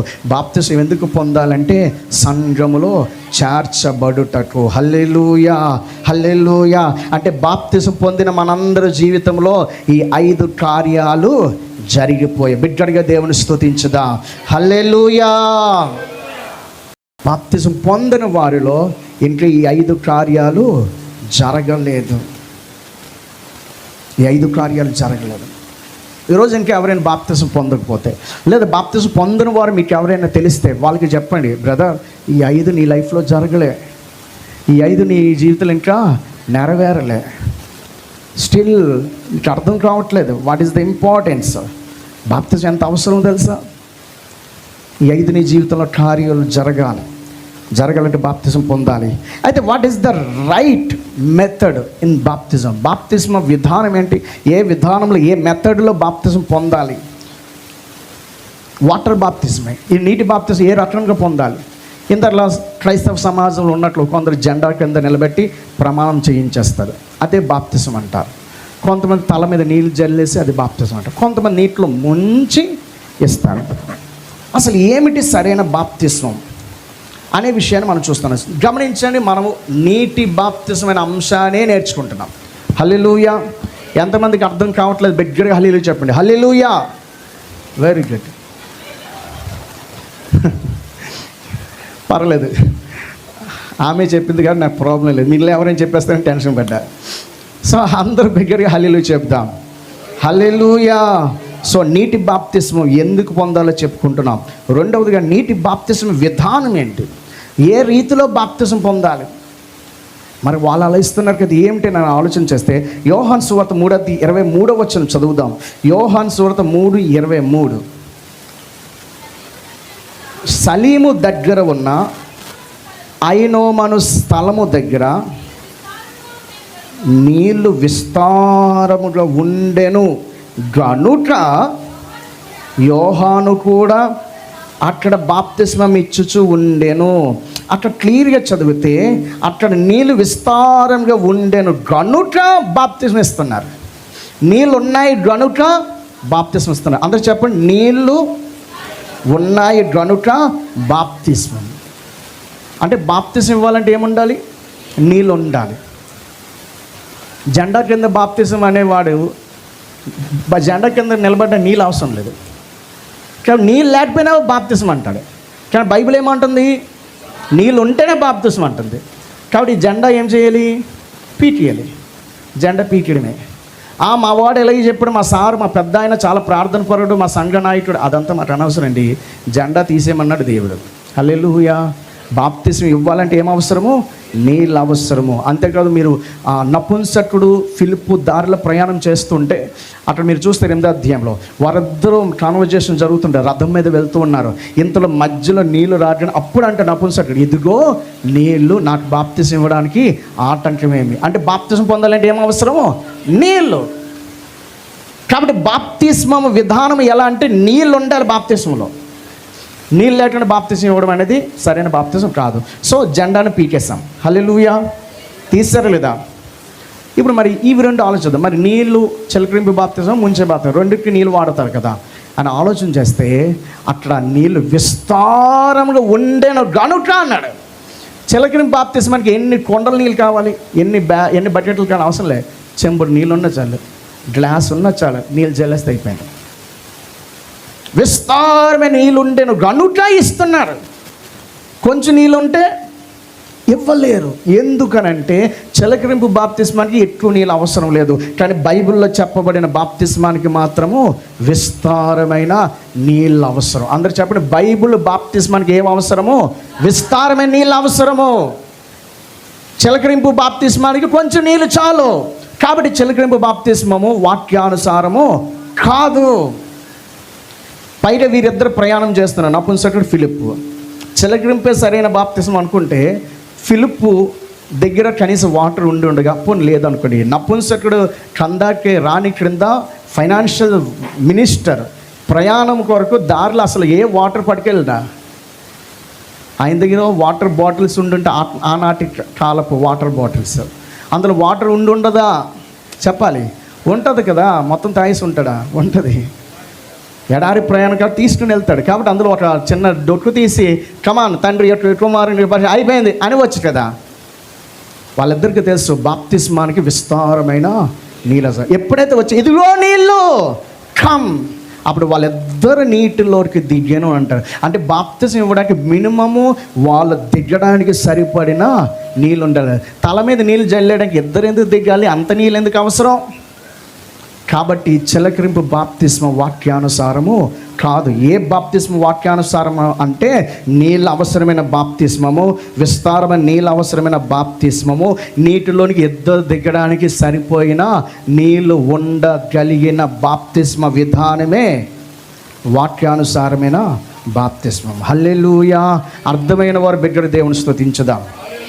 సే లౌడ్లీ, గట్టిగా హల్లెలూయా. ఇంకా అయితే ఇప్పుడు నీటిని బట్టి ఆలోచన చేసాం. ఇంకా సరైన ఇన్ఫర్మేషన్ డెఫినేషన్ ఏమైనా ఉన్నదా వాక్యానుసారమైన బాప్తిస్మ విధానం కోసం ఆలోచన చేస్తే రోమపత్రిక 6వ అధ్యాయం 5వ వచనం చదువుదాం. రోమపత్రిక 6వ అధ్యాయం 5వ వచనం. మరియు ఆయన మరణము యొక్క సాదృశ్యమందును ఆయనతో ఐక్యము గలవారమైన ఎడల ఆయన పునరుద్ధానం యొక్క సాదృశ్యమందును ఆయనతో ఐక్యము గలవారమై ఉందుము. ఏమన్నాడంటే యేసుక్రీస్తు యొక్క మరణం యొక్క సాదృశ్యం అన్నాడు, పునరుద్ధానం యొక్క సాదృశ్యం అన్నాడు. సాదృశ్యం అంటే సహదృశ్యం అంటే అలాంటి దృశ్యమని అర్థం. చెప్పండి, సాదృశ్యం అంటే అలాంటి దృశ్యము. చెప్పాలి, ఏంటి సాదృశ్యం అంటే? సేమ్ అలాంటి పిక్చర్. క్రీస్తు యొక్క మరణం సాదృశ్యం అని అంటే మరణం లాంటి దృశ్యం. పునరుద్ధాన సాదృశ్యం అని అంటే పునరుద్ధానం లాంటి సాదృశ్యం. యేసుప్రభు చనిపోవుట, యేసుప్రభు లేచుట, ఈ రెండు పిక్చర్స్ లాంటి దృశ్యాలు. అందులో మీరు ఐక్యమయ్యారు, అందులో మీరు అందులో కూడా మీరు ఇన్వాల్వ్ అయ్యారు, పాలు పొందారు అంటున్నాడు. ఏమిటి విషయం అంటే 4వ వచనం చదివితే అర్థమవుతుంది. రోమపత్రిక 6. కాబట్టి తండ్రి మహిమ వలన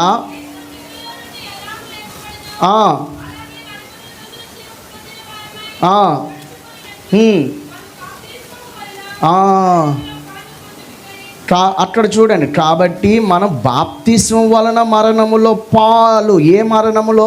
క్రీస్తు మరణములో పాలు పొందడానికే ఆయనతో కూడా పాతి పెట్టబడితే. అంటే దేనికోసం మాట్లాడుతున్నాడు పౌలు?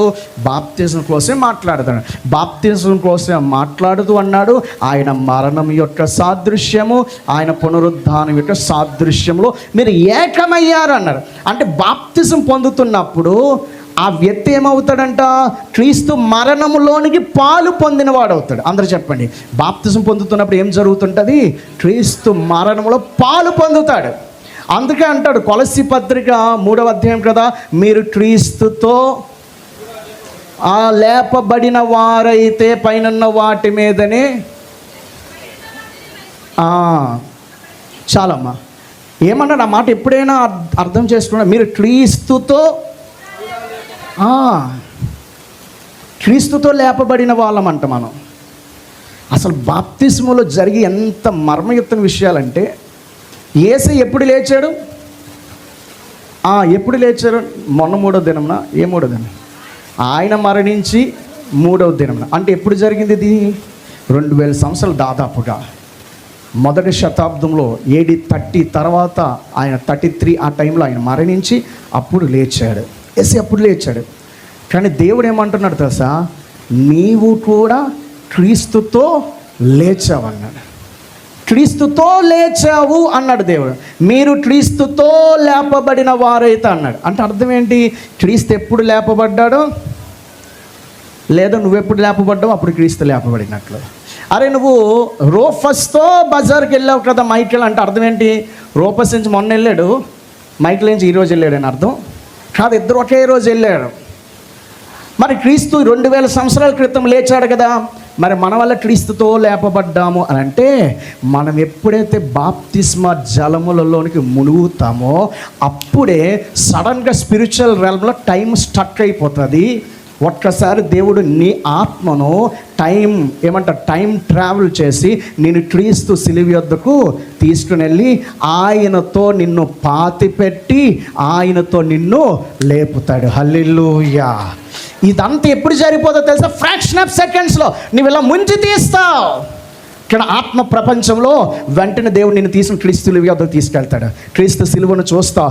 క్రీస్తుతో పాటు, అందుకే పౌలు అంటే నేను క్రీస్తుతో కూడా సిలువ వేయబడ్డాను, ఆయనతో పాటు నేను కూడా ఆయనతో సిలువ వేయబడ్డాను, ఆయనతో నేను చనిపోయాను, క్రీస్తుతో మరణములో పాలు పొందాను, వెంటనే ఆయనతో నేను పాతి పెట్టబడ్డాను, ఆయనతో నేను తిరిగి లేచాను. ఇదంతా ఎప్పుడు జరిగిపోతుంది?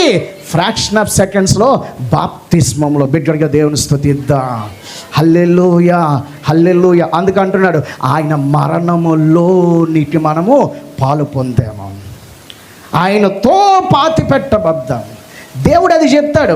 అంటే దేవుని యొక్క లెక్క ప్రకారము నువ్వు ఎప్పుడు చనిపోయావో తెలుసా? 2000 సంవత్సరాల క్రితమే చనిపోయావు. హల్లెలూయా. ఇక్కడ జీవించేవాడు నేను కాదు, మొన్న కాదు. ఇంకా చెప్పాలంటే మీకు మరొక మాట చెప్తాను. ఒక దైవ రహస్యం చెప్తా, మనసులో పెట్టుకోండి. అసలు మనమంతా ఎప్పుడు చనిపోయామంటే, అసలు క్రీస్తు అసలు ఎప్పుడు మరణించాడంటే ప్రకటన గ్రంథంలో చెప్తాడు, జగత్తు పునాది వేయబడక మునపే వధించబడిన దేవుని గొర్రె పిల్ల. బిడ్డగా దేవుని స్తుతిద్దాం.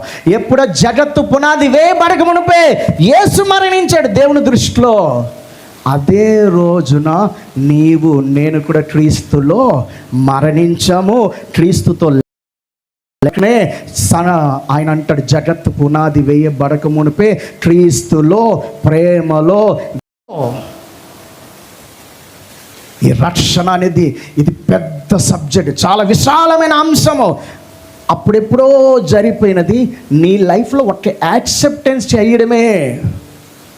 నువ్వు బాప్తిస్మలోకి వెళ్ళినప్పుడు నువ్వు క్రీస్తుతో మరణించబడ్డావు, క్రీస్తుతో పాతి పెట్టబడ్డావు, మరలా లేచిన క్రీస్తుతో లేపబడతావు. ఇది జరిగింది కాబట్టి ప్రభు అన్నాడు, మీరు క్రీస్తుతో పాతి పెట్టబడితిరి, మీరు క్రీస్తుతో లేపబడితిరి. అదేంటి ప్రభు, క్రీస్తు ఎప్పుడో కదా అంటే, లేదు, నువ్వు ఎప్పుడైతే యాక్సెప్ట్ చేస్తున్నావు యేసుని, అప్పుడు పరిశుద్ధాత్మ దేవుడి కార్యాన్ని జరిగిస్తాడు. దేవునికి మహిమ కలుగును గాక. హల్లెలూయా, హల్లెలూయా. ఆత్మ ద్వారా జన్మించువాడు అంటారు. ఇదంతా పరిశుద్ధాత్మ దేవుడు జరిగిస్తాడు. మన కన్నులకు ఆశ్చర్యము, ఒక అద్భుతాన్ని ఆయన జరిగిస్తాడు. అందుచేత మనమంతా క్రీస్తుతో మరణించాము, క్రీస్తుతో పాతి పెట్టబడ్డాము, క్రీస్తుతో లేపబడి ఉన్నాం. హల్లెలూయా. మరొక మాట చెప్తాను సంఘం కోసం. What are the privileges of church, what are the authorities of church?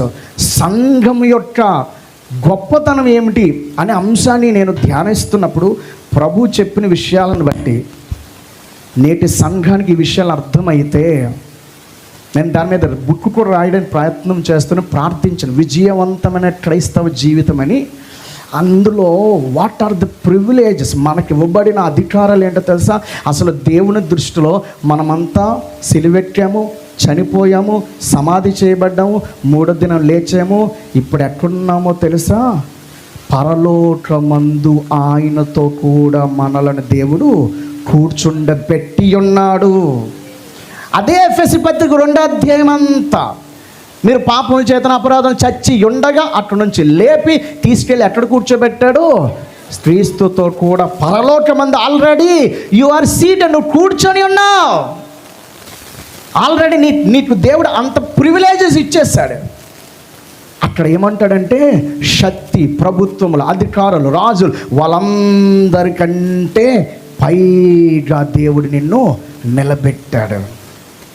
ఈ విషయం నీకు అర్థమైతే అన్నీ నా పాదాల క్రింద ఉన్నాయి. అక్కడ అంటాడు, ఆ మాట చదివి ఎఫెసీలోకి రాసిన పత్రిక, ఎఫెసీ పత్రిక 1వ అధ్యాయం 20వ వచనము, ఆయన ఆ బలాతిశయము చేత క్రీస్తును మృతులలో నుండి లేపి సమస్తమైన ఆధిపత్యము కంటెను, అధికారం కంటెను, శక్తి కంటెను, ప్రభుత్వం కంటెను, ఈ నందు మాత్రమే గాక రాబోయే యుగమునందును పేరు పొందిన ప్రతి నామము కంటెను ఎంతో హెచ్చుగా పరలోకమందు ఆయన తన కుడి పార్శ్వమున కూర్చుండబెట్టుకొని ఉన్నాడు. ఎవరిని? క్రీస్తుని. క్రీస్తు తండ్రి కుడి పార్శ్వం అక్కడ కూర్చున్నాడు. ఆ విషయం చెప్తూ అంటాడు 22వ వచనంలో, మరియు సమస్తమును ఆయన పాదాల క్రింద ఉంచి. సమస్తం ఎక్కడున్నాయి చెప్పండి? యేసయ్య పాదాల క్రింద ఉన్నాయి అని చెప్పి తర్వాత ఏమన్నాడు తెలుసా? సమస్తము పైన ఆయనను సంఘానికి శిరస్సుగా. సంఘానికి శిరస్సు యేసు అన్నప్పుడు యేసయ్య పాదాల క్రింద అన్నీ ఉన్నాయి అన్నాడు. అన్నప్పుడు యేసయ్య పాదాలు అంటే ఎవరు వస్తారు? సంఘం. నువ్వు యేసు శరీరము, యేసు నీ శిరస్సు. సమస్తముని ఎక్కడ పెట్టాడు దేవుడు? సంఘము పాదాల దగ్గర. అన్నీ ఎక్కడున్నా తెలుసా? నీ కాళ్ళ క్రింద ఉన్నాయి. ఏంటేంటి? శక్తి, ప్రభుత్వాలు, అధికారాలు, ఆధిపత్యము అన్నీ. అందుచేతనే అన్నీ నా కాలు కింద ఉంటాయి అనే విషయం నీకు అర్థమైతే మనము ప్రభువా మేము నశించిపోవచ్చున్నాము అనే ప్రార్థనలో చెయ్యం. అయ్యో ప్రభువా అని బాధపడం. సమస్తం ఎక్కడున్నాయి? నా పాదాల ఉన్నాయి. ఆల్రెడీ గాడ్ నీకు ఆ పవర్స్ ఇచ్చేసాడు. ఎఫెసీ పత్రిక చదివితే ఎగిరి గంతులేసాను నేను, ఎగిరి గంతులేసాను. ఆ విషయాలు చెప్తూ ఒకప్పుడు మనం పాపంతో అలా చచ్చిన పడి ఉండేవాళ్ళము. కానీ 7వ వచనం చూడండి, క్రీస్తు యేసునందు 2:7, క్రీస్తు యేసునందు మనలను ఆయనతో కూడా లేపి పరలోకమందు ఆయనతో కూడా కూర్చుండ పెట్టేశాడు. హల్లెలూయా, హల్లెలూయా. నేను పరలోకంలో దేవునితో కూర్చొని ఉన్నాను అనే సత్యం నీకు అర్థమైతే ప్రభు అంటాడు, సత్యము మిమ్ములను. మనకి సత్యం తెలిసిపోయింది అనుకోండి. ఇప్పుడు పాము వచ్చింది, ఇలా పాము లోపలికి వచ్చింది, ఏడు చేస్తాం మీరంతా? ఉండు పాము ఉండు, వాక్యం చెప్తున్నది మధ్యలో ఏంటి అంటవా? తట్టున లేచిపోతాం. వెంటనే పాము ఎవరికి కాడేది, అవే పాము కాడేది, నేను డబ్బు పడిపోతారు. అప్పుడు వచ్చి అరే రబ్బర్ పాము రద్ది, అదే కాటేసిన ఏంటి అవదరా అంటే ఏం చేస్తాడు? పడిపోయినాడు లేచి కూర్చుంటుంది. అదేంటి ముందంటే పడిపోయాడు అంటే అది పాము కాటేసింది కాబట్టి విషం ఎక్కినందుకు కాదు, విషం ఎక్కేస్తుందేమో అని ముందే డిసైడ్ అయిపోయి పడిపోయాడు. అందులో విషం లేదని చెప్తే మరి లేచిపోయి నడిచేస్తాడు. అంటే నీకు తెలిసిన దాన్ని బట్టి నీకేమొస్తుంది? స్వస్థత వచ్చేసింది. అర్థమవుతుంది నా మాటలు? ఎవరు ఫోన్ చేశారు, రిపోర్ట్స్, అమ్మో మీకు పలానా డేంజర్ వ్యాధి ఉందని రిపోర్ట్స్ వస్తే ఇంకంతే డబ్బులు పడిపోతాం, ఇంకేం తినో మంచం పడేస్తాం. బ్రదర్ గారి కోసం పాస్టర్ గారు అందరూ అయ్యో తర్వాత సాయంత్రం ఫోన్ చేశాను, డాక్టర్ గారు ఫోన్ చేశాను, ఆ రిపోర్ట్స్ రాంగ్ రిపోర్ట్స్ మీవి కాదంటే తప్పుడు లేచిపోతే బలం అంతా. అది ఏమైంది అంటే ఒక ఇన్ఫర్మేషన్ నిన్ను వ్యాధిగ్రస్తుని చేసేస్తుంది, ఒక ఇన్ఫర్మేషన్ నిన్ను ఆరోగ్యవంతుణ్ణి చేసేస్తుంది. కేవలం ఒక ఇన్ఫర్మేషనే, ఒక విషయం నీకు తెలిస్తే. అందుకే సైతానుడు ఏం చేస్తాడో తెలుసా? నీ మనసులో ఎప్పుడు కూడా రాంగ్ ఇన్ఫర్మేషన్ని ఇస్తూనే ఉంటాడు. అయిపోయింది నీ లైఫ్, నీ జీవితం అయిపోయింది. నీ భర్త ఇప్పుడు డ్యూటీకి వెళ్తున్నాడు కదా, అల్లాడు చూసావు కదా, ప్రమాదం అది చూసావురా, ఇది అది అని నీ మనసులో దాన్ని నమ్మినంత వరకు నీ మనసును అలా గలిబిలి చేస్తూ ఉంటాడు. నువ్వు నమ్మడం మొదలెట్టేసరికి నీ లైఫ్లో అది ఏమవుతుంది? అప్లై అయిపోతుంటుంది. ఎందుకు అలా అయిపోతుంది అంటే what you think it will be applied in your life. నువ్వేం ఆలోచిస్తావు అది నీ లైఫ్లోకి వచ్చేస్తుంది. మనసు అనేది చాలా గొప్ప విషయము. ఎప్పుడైనా ప్రభు చిత్తం మీద దీనికోసమే నేను మాట్లాడాలనుకుంటున్నాను. ప్రభు చిత్తం మీద తర్వాత చెప్తాను. చాలా అవసరము. నీ మనసులో ఏమి నమ్ముతావో ప్రభు అన్నాడు. అందుకే నమ్ముట నీ వల్ల అయితే అద్భుతం, మన వల్ల అవుతుంది. ఏంటో తెలుసా, నాకు అనారోగ్యం వచ్చేస్తుందేమో, 40 సంవత్సరాలు వచ్చాయి అంటే పట్టారుగా షుగర్ వచ్చేస్తుందేమో, పంచదార ఇవ్వద్దు, ఉప్పు తగ్గించు, మా నాన్నకు వచ్చేసింది, మా అమ్మకి వచ్చేది. ముందే నువ్వు డిసైడ్ అయిపోతావు, నువ్వే అలౌ చేస్తున్నావు. నువ్వు చెప్పాలి, ఈ శరీరం, పౌలు అంటాడు 1 కొరింథీ 6వ అధ్యాయంలో, మీ దేహము అని చెప్తూ క్రీస్తు అవయవాలను వేశ్యతో నేను కలుపుతానా అన్నాడు. అది సబ్జెక్ట్ వేరు, కానీ ఏమన్నాడు తెలుసా, నా బాడీ కోసం వేసే పౌలు ఏమన్నాడు తెలుసా, దీస్ ఆర్ ద బాడీ, ఈ శరీరము క్రీస్తు అవయవాలు. ఈ చేతులు ఎవరివి? యేసయ్యవి. ఈ కాళ్ళు ఎవరివి? యేసే. నా తల నుండి అరికాల నా బాడీ అంతా ఎవరిది? యేసు శరీరము. I'm the body of Lord Jesus Christ. యేసు శరీరంలో అనారోగ్యం ఉంటుందా? యేసు శరీరానికి క్యాన్సర్ వస్తుందా? యేసు శరీరానికి నీరసం వస్తుందా? చెప్పాలి. ఒకవేళ యేసు ప్రభువే ఒకవేళ సిలువలో చనిపోలేదు అనుకోండి, ఊహించుకోండి, ఇప్పటి వరకు బ్రతికే ఉన్నాడు అనుకోండి. యేసయ్య ఇప్పటివరకు భూమి మీద ఉన్నాడు అనుకోండి. ఎన్ని సంవత్సరాలు యేసయ్యకు ఉంటాయి? 2000 సంవత్సరాలు కదా. అంటే ఏమైపోవాలి యేసయ్య మన దృష్టిలో? ఎవరు మంచం తెచ్చేసి యేసయ్య ఆయన పిల్లలారా నాకు మాట్లా యేసయ్యని మనం అలా ఊహించుకోగలమా? యేసు శరీరం క్షీణిస్తుందా? యేసు శరీరానికి అలా ఉంటుందా? ఇప్పుడు మనం ఎవరు అన్నాడు? దేవుని శరీరం అన్నాడు. ఇది ఊహ, సాదృశ్యమా, రియల్గానేనా? మన దేవుని శరీరము నిజమేనా? మన ఊహ ఇది రియల్. అది నువ్వు నమ్మితే ఆటోమేటిక్గా సత్యం మిమ్మల్ని ఏం చేసేస్తుంది? స్వతంత్రంలే. అప్పుడే ఆ జీవం మనలోనికి ప్రవేశిస్తుంది. మీరు నమ్మండి, మీ శరీరాల్లో ఏ అనారోగ్యము కూడా రూల్ చెయ్యదు. హల్లెలూయా, హల్లెలూయా. I am the temple of the Holy Spirit. I am the body of Christ. క్రీస్తు శరీరం నాలో ఉంటుంది. అంతేకాదు పరిశుద్ధాత్మ దేవుని ఆలయం అన్నాడు. ఈ ఆలయం బాగా విరిగిపోయి ఏమంటారు, పెచ్చులు పడిపోతాయి, ఇవన్నీ అయిపోతాయి అంటే మనం ఇక్కడ ఉంటామండి? ఉండము కదా. మరి పరిశుద్ధాత్ముడు మనలో ఉన్నప్పుడు మన దేహం ఎలా ఉంటుంది? ఆరోగ్యముగానే ఉంటుంది. మరి ఎందుకు అనారోగ్యం? మనం నమ్ముతాం. వేటి నమ్ముతాం? శరీరం అన్నాక ఉంటాయి కదండి. యాడే నమ్మాడు కదా. నమ్మిట నీ వల్ల అయితే నువ్వేం నమ్ముతున్నావు?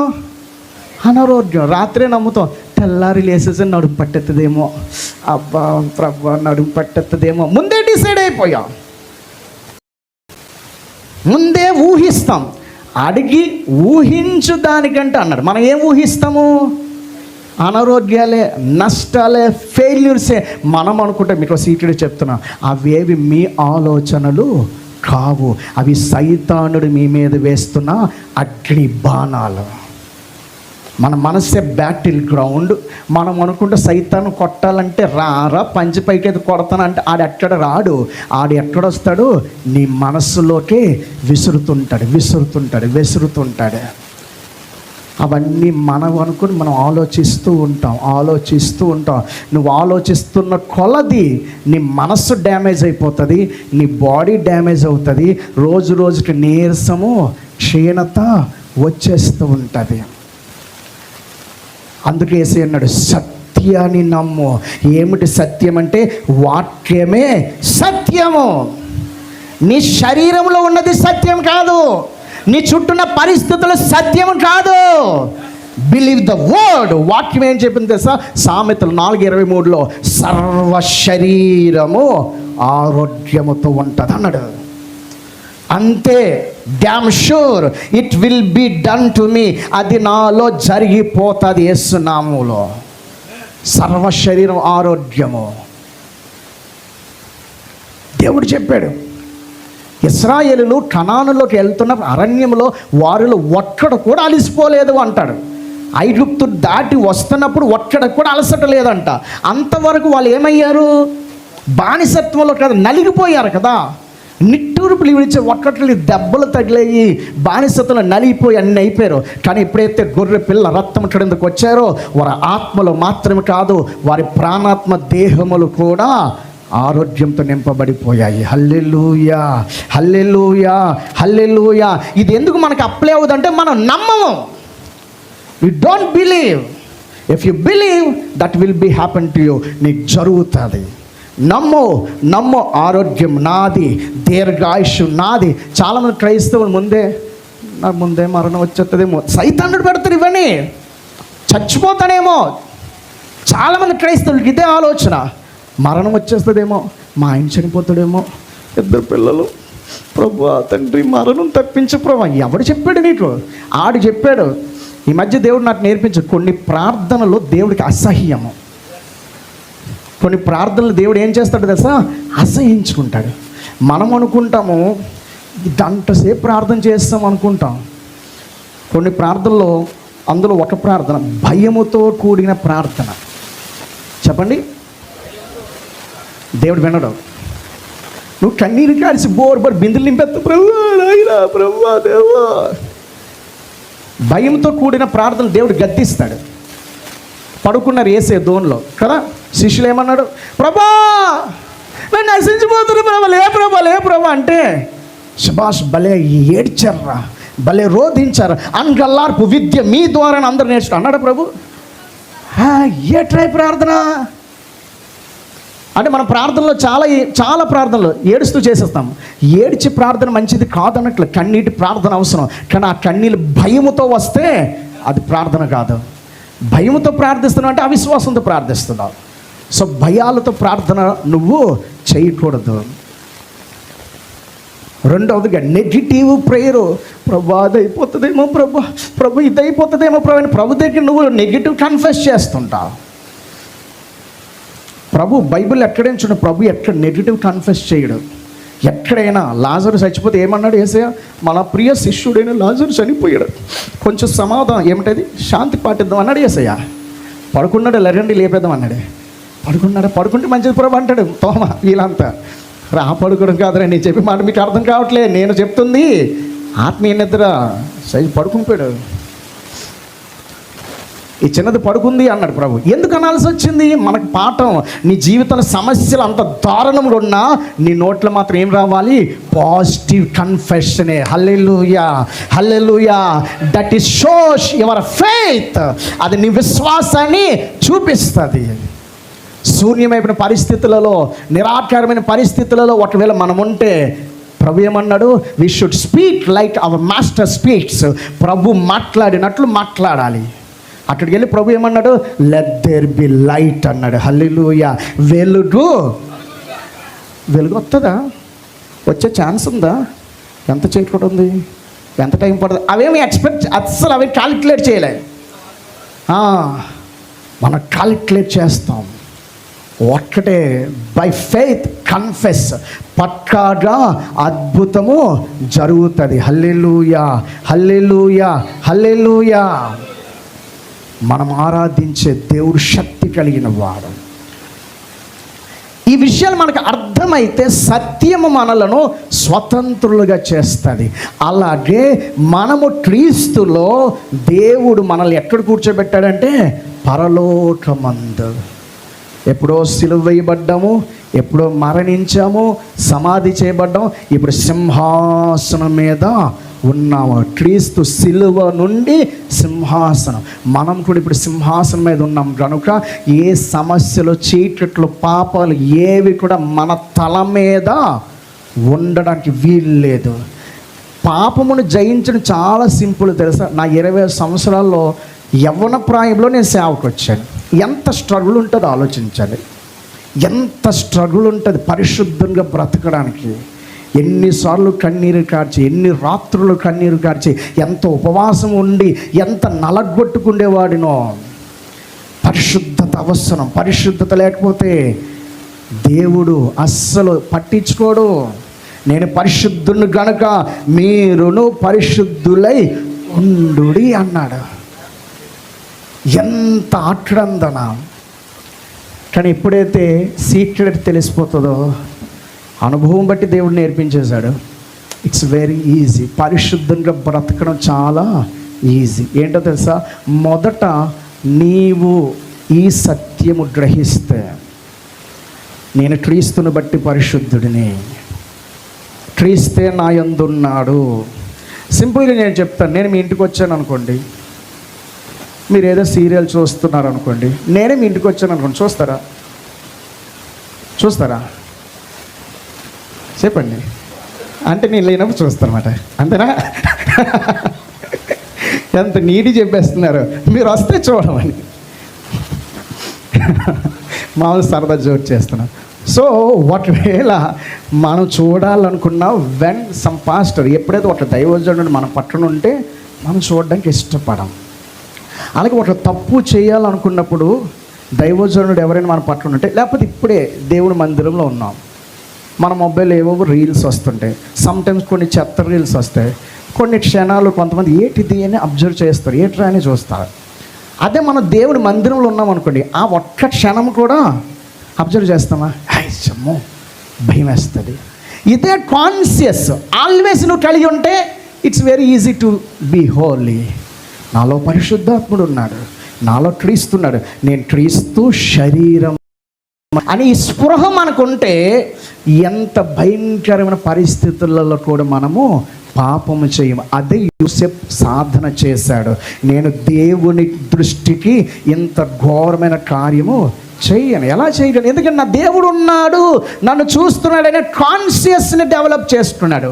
ఆ స్పృహ, అదే అంటున్న సత్యము నీ మనసులో ఉంచుకుంటే నువ్వు పరిశుద్ధుడు అయిపోతావు, నువ్వు బలవంతుడు అయిపోతావు, శక్తిమంతుడు అయిపోతావు, అన్నిటిలో విజయమును పొందేస్తాం. బిగ్గరగా దేవుని స్తుతించుదాం. హల్లెలూయా, హల్లెలూయా. కాబట్టి మనమంతా క్రీస్తుతో మరణించాము, పాతి పెట్టబడ్డము, లేచాము. ఇదంతా ఎప్పుడు జరుగుతుందంటే బాప్తిస్మములోనే. అందుకే బాప్తిజం పొందినప్పుడు ఏ దృశ్యం కనబడాలి? యేసే మరణ దృశ్యం. బాప్తిస్మంలో ఏ కనబడాలి? యేసు పునరుద్ధాన సాదృశ్యం. ఇప్పుడు జెండా క్రింద నిలబడినప్పుడు కనబడుతుందా? తల మీద నీళ్లు జల్లినప్పుడు కనబడుతుందా? ముంచి తీసినప్పుడు కనబడుతుందంటే క్లియర్గా చెప్పవచ్చు.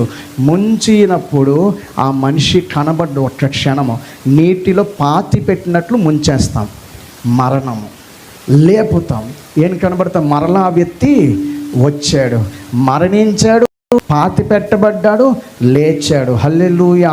కాబట్టి ఏది సరైన బాప్తిస్మ విధానం అంటే క్రీస్తు మరణము పునరుద్ధానానికి సాదృశ్యమైనది, ముంచి లేచే బాప్తిస్మ. కొలసి 2:12 ఒకసారి చదవండి. మనం బాప్తిజం అప్పుడు ఏటేటి జరిగిందంట అదే చెప్పాడు. ఎంతవరకు నేను చెప్పింది అట్లా డెఫినేషన్ ఇచ్చాడు. మీరు బాప్తిస్మ మందు ఆయనతో కూడా పాతి పెట్టబడిన వారే, ఆయనతో కూడా మృతులలో నుండి లేపిన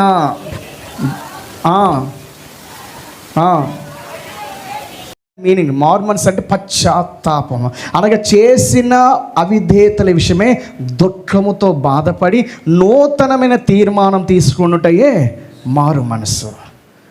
నువ్వు వాక్యం వింటావు, రక్షణ పొందాలి, బాప్తిజం పొందాలి, నిత్య నరకం ఉంది, యేసు సిలువలో చనిపోయి, ఈ విషయాలన్నీ నీకు అర్థమైనప్పుడు నీ మనసులో నొచ్చుకుంటావు. ఎస్, నేను ఎంతవరకు ఇలా బ్రతకడం రైట్ కాదు, ప్రభువా నన్ను క్షమించు అని ఆ యొక్క రియలైజేషన్ వస్తుంది. దట్స్ కాల్డ్ మారు మనసు. ఆ రియలైజేషన్ ఏమంటాము? మారు మనసు, పశ్చాత్తాపం. దుఃఖముతో అపొస్తలుడైన పౌలు అంటాడు, దైవ చిత్తానుసారమైన దుఃఖము రక్షణార్థమైన మారు మనసును. సో మారు మనసుకు ముందు దుఃఖము వస్తుంది. ఎప్పుడు దుఃఖం వస్తుంది? యేసు నీ కోసం చేసే సిలువ కార్యం నీకు అర్థమైనప్పుడు, విన్నప్పుడు కాదు. చాలామంది వింటారు, చెవిలో శంఖం ఊదినట్టు. వాళ్ళకి ఎంత సువార్త చెప్పినా, ఎంత వివరించినా రోధించరు. అస్సలు అలా చూస్తారు. అరే రాయి మనిషి మారాడా, మనిషి రాయిని మారాడా? చిన్నప్పుడు ఎప్పుడో ఒక సీరియల్ చూసాను, చాలా చిన్నవాడు నేను, స్టోన్ బాయ్ అని. ఆ పాట ఉంటుంది బాగా, స్టోన్ బాయ్ అని. ఆ ఎవరో కుర్రాడు వెళ్తే ఒక రాయి, ఆ రాయి బాబులో మారుతాడు, మళ్ళీ బాబు రాయి అవుతాడు. ఏదో స్టోరీ ఇది. ఎప్పుడు 91, 92, 93 ఆ టైంలో, 95కి ముందు వెళ్ళిపోకండి అక్కడికి, వచ్చేయండి, ఓకేనా? సో అలా కొంతమంది కదిలే శిల్పాల్లాగా చూస్తుంటారు. ఎలా చెప్తున్నాడు వాక్యములా? అస్సలు రియలైజేషన్ పొందరు, అస్సలు కదిలించబడరు, హృదయం నొచ్చుకోదు. ప్రభు నీ కోసం చేసిన సిలువ కార్యాన్ని వివరిస్తూ, ప్రభు మన కోసం చేసిన సిలువ వస్తున్నప్పుడు, అయ్యో ఆ శిక్ష అంతా నాకు పడాలి కదా, సో నేను అనుభవించాలి కదా, నా కోసం యేసు సిలువలో చనిపోయాడు, నేనంత ఘోర పాపిని అది నాకు అర్థమైనప్పుడు కన్నీళ్ళు కార్చకుండా నేను ఉండలేను. ఏ మనిషి ఉండలేరు. ప్రభు నన్ను క్షమించు ప్రభా, నా కోసం నువ్వు చనిపోయావు ప్రభా, శిక్ష నాది. ప్రాణము పెట్టుట కన్నా నిజమైన ప్రేమ ఇలా లేదు, ప్రేమను పంచుట కన్నా శ్రేష్టమేది లేదు.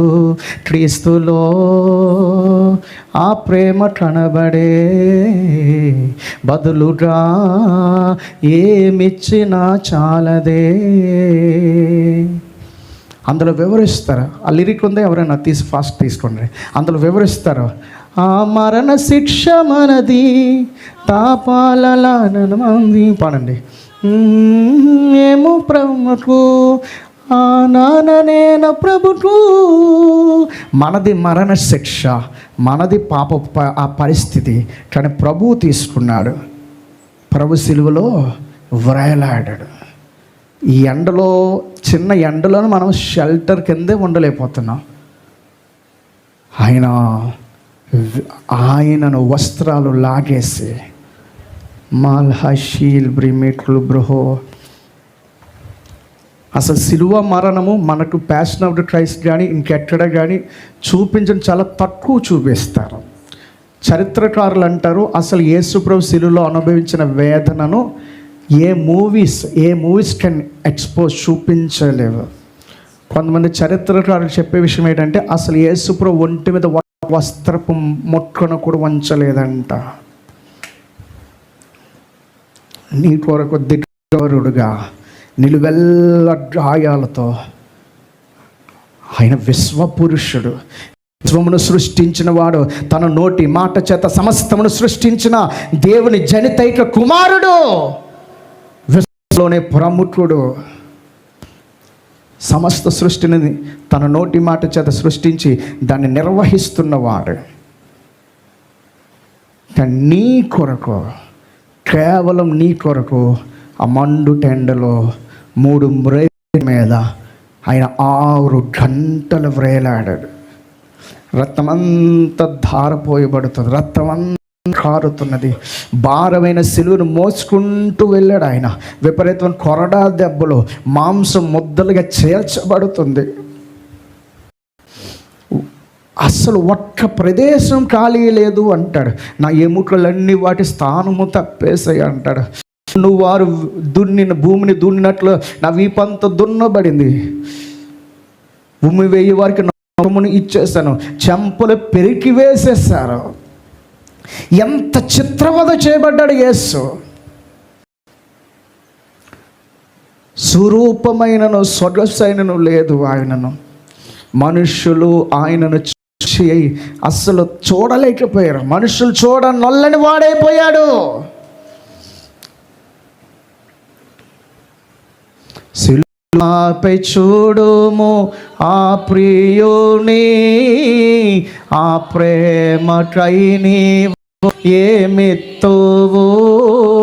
సిలువపై చూడుము ఆ ప్రియుని, ఆ ప్రేమకై నీవు ఏమిత్తువు.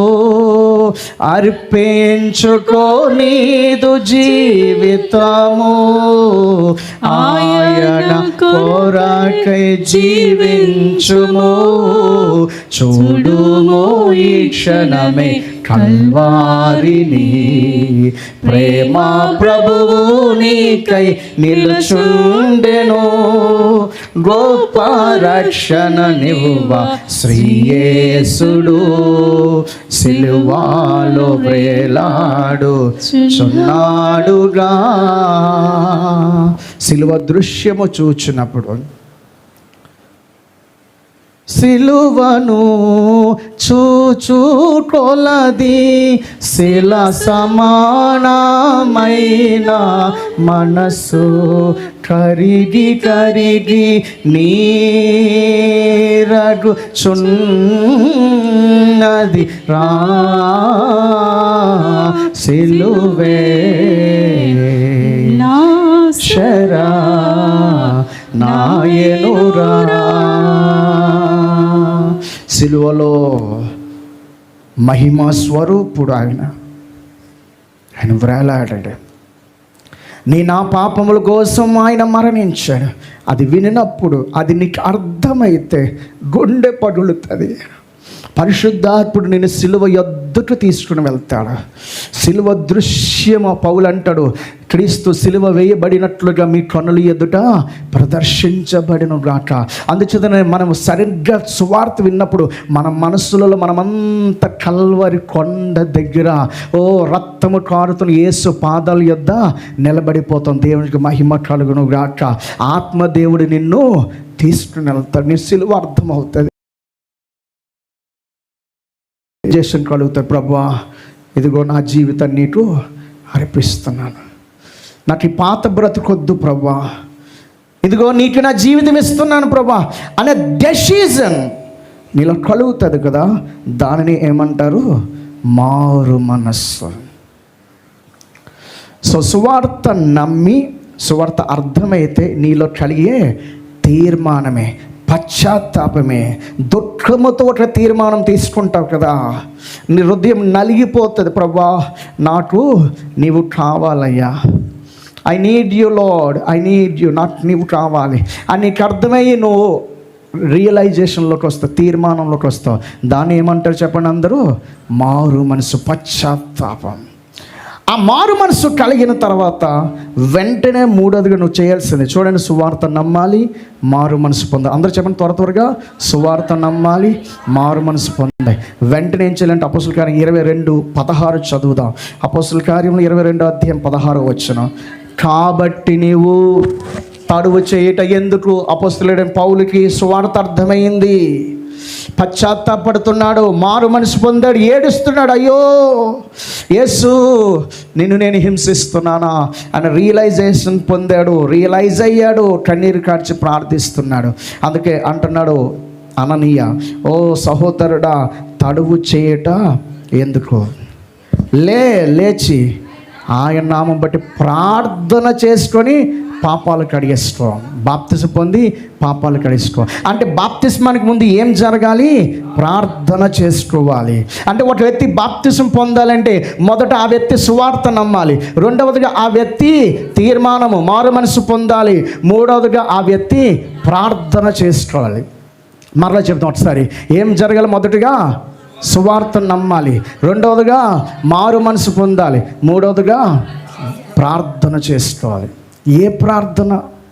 ప్రభు మా అమ్మను దీవించిన, నాన్నను దీవించిన ప్రార్థన కాదు. అక్కడ చేయాల్సిన ప్రార్థన తన పాపముల నిమిత్తమే ప్రార్థన. అంటే కొంతమంది చెప్తారు లిస్ట్ అంతా చెప్పాలి. చిన్నప్పుడు చెనక్కాయలు తీస్తాను, చిన్నప్పుడు రూపాయి తీస్తాను, చిన్నప్పుడు సినిమాకి వెళ్ళాను, చిన్నప్పుడు అలా అవన్నీ నీకు గుర్తుండవు. ఆ దేవుడు సినిమా వేస్తాడు, సినిమా అంతా చెప్పాలి. ఒకళ్ళు దేవుడు నీకు గుర్తు చేసిన పాపాలని ఒప్పుకో గుర్తొస్తే, కానీ అప్పుడు నువ్వు చేయాల్సిన పాపం, అప్పుడు చేయాల్సిన ప్రార్థన పాపములన్నీ లిస్టు చెట్ట రాత్రంతా ఒప్పుకోవడం కాదు. పౌలు ఎంతసేపు ప్రార్థన చేశాడు? ప్రభువా, నేను పాపిని, నా జన్మ కర్మ పాపములన్నిటినీ శుద్ధి చేయి అని మనస్ఫూర్తిగా యేసు సన్నిధిలో ప్రార్థన చేస్తే నీ పాపములన్నిటిని యేసు కడిగేస్తాడు. హల్లెలూయా. ఆ ప్రార్థనలో ముఖ్యమైన విషయం 2 మాటలే చెప్తాను చూడండి. ఆ ప్రార్థనలో ఉండాల్సింది ఒకటి, నేను పాపిని ప్రభు నన్ను క్షమించు అని ప్రాధేయపడుట, యేసు నీ రక్తములో నన్ను కడుగు అని ప్రార్థించండి. That is very very important. ఎందుకనంటే బాప్తిస్మానికి ముందు నువ్వు యేసు రక్తమును శరణ వేడి బాప్తిస్మ నీళ్ళలోనికి రావాలి. మరలా చెప్తున్నాను, బాప్తిస్మానికి ముందు ఏం చేయాలి? యేసు రక్తం యొక్క శరణ వేడాలి. ఎందుకంటే మన పాపాలను కడిగేది యేసు రక్తమే. ఆ 22:16 ఏమన్నాడు? ప్రార్థన చేసి బాప్తిసం పొంది నీ పాపాలను. చాలామంది అనుకుంటే పాపాలు కడుగుతాయి, బాప్తిస్మాలు పాపాలు కడుగుతారంటే ఈ బాప్తిస్మ కుండీలో ఉన్న ఆ నీళ్ళు కడిగేస్తే అనుకుంటారు. ఆ నీళ్ళు కడగవు. అందుకే కొంతమంది యోర్దాను నదిలో నేను బాప్తిసం పొందాను. నువ్వు యోర్దాను నదిలో పొందినా గడపలో పడిన ప్రాబ్లం లేదు. అవి నీళ్ళైతే చాలు. ఆ నీళ్ళు యోర్దాన్ నీళ్ళని ఏ నీళ్ళైనా ప్రాబ్లం కాదు. ఆ నీటిలో ఏమీ ఉండదు. బాప్తిస్మ జలములలో ఏ మహిమ ఉండదు. అయితే బాప్తిస్మ పొందినప్పుడు కడుక్కోమన్నాడు కదండి. అంటే బాప్తిస్మంలోనికి నువ్వు దిగినప్పుడు నిన్ను కడిగేది యేసు రక్తము. హల్లెలూయా. నువ్వు బాప్తిస్మ జలాలకి ముందు అడిగావు, ప్రభువా నీ రక్తంలో కడుగు అని. ఎక్కడ? ప్రార్థన చేస్తున్నప్పుడు, ప్రభువా నేను పాపిని, నన్ను నీ రక్తంలో కడుగు అడిగావు. విధేయతతో నీటిలోకి దిగావు. సో దేవుని ఆజ్ఞను నువ్వు లోబడ్డావు కాబట్టి ఆ ప్రార్థనకు ప్రతిఫలంగా యేసు రక్తము బాప్తిస్మ జలములలో నిన్ను శుద్ధి చేసి నువ్వు లేచే లోపు నూతన స్వభావముతో నిన్ను నింపుతుంది. హల్లెలూయా. అంటే నీటిలో నువ్వు మునుగుతున్నప్పుడే నువ్వు క్రీస్తుతో సమాధి చేయబడుట, నువ్వు లేస్తున్నప్పుడే నీ పాపములన్నిటి ఫ్రాక్షన్ ఆఫ్ సెకండ్స్లో జరిగిపోతే ఎన్నో కార్యాలు. యేసు రక్తము నిన్ను శుద్ధి చేస్తే. యేసు రక్తం శుద్ధి చేయాలంటే బాప్తిస్మానికి ముందు యేసు రక్తాన్ని శరణ వేయాలి. ఇశ్రాయేలులు ఐగుప్తు దాటి ఎర్ర సముద్రం యొద్దకు వచ్చినప్పుడు ఎర్ర సముద్రం వారికి ఓపెన్ అయ్యింది. ఎర్ర సముద్రం బాప్తిస్మ అనుభవంగా బాగానే వచ్చేసారు. ఆ ఎర్ర సముద్రపు బాప్తిస్మ వాళ్ళకి రక్షణకరమైనది. అదే రీతిలో వీళ్ళు కూడా పరిగెత్తుకొని వచ్చారు. ఎవరు? ఐగుప్తులు. మేము కూడా వస్తాం అన్నారు. ఏ నీళ్ళు వాళ్ళకి రక్షణకరమయ్యాయో అవే నీళ్ళు వీళ్ళను చంపేసాయి. కారణం, వారు వచ్చే ముందు గొర్రెపిల్ల రక్తమును ఆశ్రయించి వచ్చారు. వీళ్ళు గొర్రెపిల్ల రక్తం లేదు, ఏ రక్తం లేదు, వచ్చేస్తారు డైరెక్ట్గా. So before you enter into the baptism of water, ఆ బాప్తిస్మ జలాల్లోనికి వెళ్ళే ముందు నువ్వు యేసు అనే గొర్రెపిల్ల రక్తాన్ని నీ మీద ఆపాదించుకోవాలి. ప్రభువా గొర్రెపిల్ల నీ రక్తములో నన్ను కడుగు. సో ప్రార్థనలో ఈ పాయింట్ ఉండాలి. సో బాప్తిస్మానికి ముందు ప్రార్థనలో ప్రభువా నీ రక్తములో నన్ను కడుగు ప్రభు. కాబట్టి ఈ 3 జరగాలి. సువార్త నమ్మాలి, మారు మనసు పొందాలి, ప్రార్థనలో నీ పాపాలు ఒప్పుకొని యేసయ్యా నీ రక్తములో నన్ను కడుగు ప్రభువా. ఈ 3 జరగకుండా బాప్తిసం పొందు బాప్తిసం కాదు. కొంతమందికి సువార్తే తెలీదు. వాళ్ళ ఆయన తీసుకున్నాడని ఈవిడే తీసేసుకుంటుంది, వాళ్ళ ఆవిడ తీసేసుకుంటుంది, ఈయన తీసేసుకుంటారు. చిన్నప్పటి నుంచి క్రైస్తవులు కదండి, ఇచ్చేయండి బాప్తిస్మా, ఓకే బట్టలు తీసేసుకోండి. బట్టలు కాదు, మొదట నీ లోపల రెడీ అయ్యావా? తడి బట్టలు అయిపోయిన తర్వాత ఏ బట్టలు వేయండి? తెల్ల బట్టలు వేయాలా, ఎర్ర బట్టలు వేయాలా, నల్ల బట్టలు అయినా వేసుకో, ప్రాబ్లం లేదు. నీ మనసులో యేసు నీ కోసం చనిపోయాడని నమ్మేవా? తీర్మానం తీసుకున్నావా? మారు మనసు పొందావా? యేసయ్య రక్తంలో నన్ను కడుగని ప్రార్థన చేసుకున్నావా? ఈ 3 జరిగాయి అని సాక్ష్యం ఇస్తే ఎస్ తడువు చేయట ఎందుకు రా, వెంటనే నీళ్ళు సిద్ధంగా ఉన్నాయి, దైవజనుడు సిద్ధంగా ఉన్నాడు. అది అర్ధరాత్రి కావచ్చు, మధ్యాహ్నం కావచ్చు, ఎప్పుడైనా 24/7 బాప్తిస్మము జరిగిపోవాలి. హల్లెలూయా, హల్లెలూయా. ఈ 3 జరగలేదు అనుకోండి, ఈ 3 జరిగితే చిన్న పిల్లలకైనా బాప్తిసం ఇచ్చవచ్చు. కానీ ఈ 3 చిన్నపిల్లల్లో జరగవు కదా. సువార్త ఆడేలా నమ్ముతాడు. ఆ పసిటంది ఆడికేం తెలుస్తా? సువార్త నమ్మేవరా అంటే ఏడు చేస్తాడు, నవ్వుతాడు. ఆటలేస్తే ఏడిస్తాడు. కొంతమంది ఇష్టమైతే తడిపేస్తారు. ఆడేటి చేస్తాడు? సువార్త నమ్మేవా? మారు మనసు పొందావా? యేసది పాపాలు ఒప్పుకొని ప్రార్థన చేస్తున్నావా? యేసు రక్తంలో కడగబడ్డావా? అడిగావా ప్రభువా నన్ను క్షమించు, నన్ను కడుగు అని? అవునండి, 3 జరిగాయి. అవి జరిగాయి అయితే ఆలస్యము చెయ్యదు. ఇదే మిక్కిలి అనుకూల సమయము. క్రిస్మస్ వస్తుంది కదండి, న్యూ ఇయర్ వస్తుంది కదండి, నెక్స్ట్ ఏంటి? ఈస్టర్ వస్తాయి, అవన్నీ వస్తాయి. కానీ నువ్వు వస్తావు లేవో తెలియదు అంతవరకు. నువ్వు వస్తావో లేదో. కళ్ళు మూసుకుందాం, ప్రార్థన చేసుకుంది ఎవరికి వారే. సో బాప్తిస్మములను గూర్చిన బోధ అనే పునాది బోధలో వాటర్ బాప్తిజం కోసం చాలా కూలంకషంగా, చాలా క్లియర్గా మనం చాలా విషయాలు నేర్చుకున్నాం.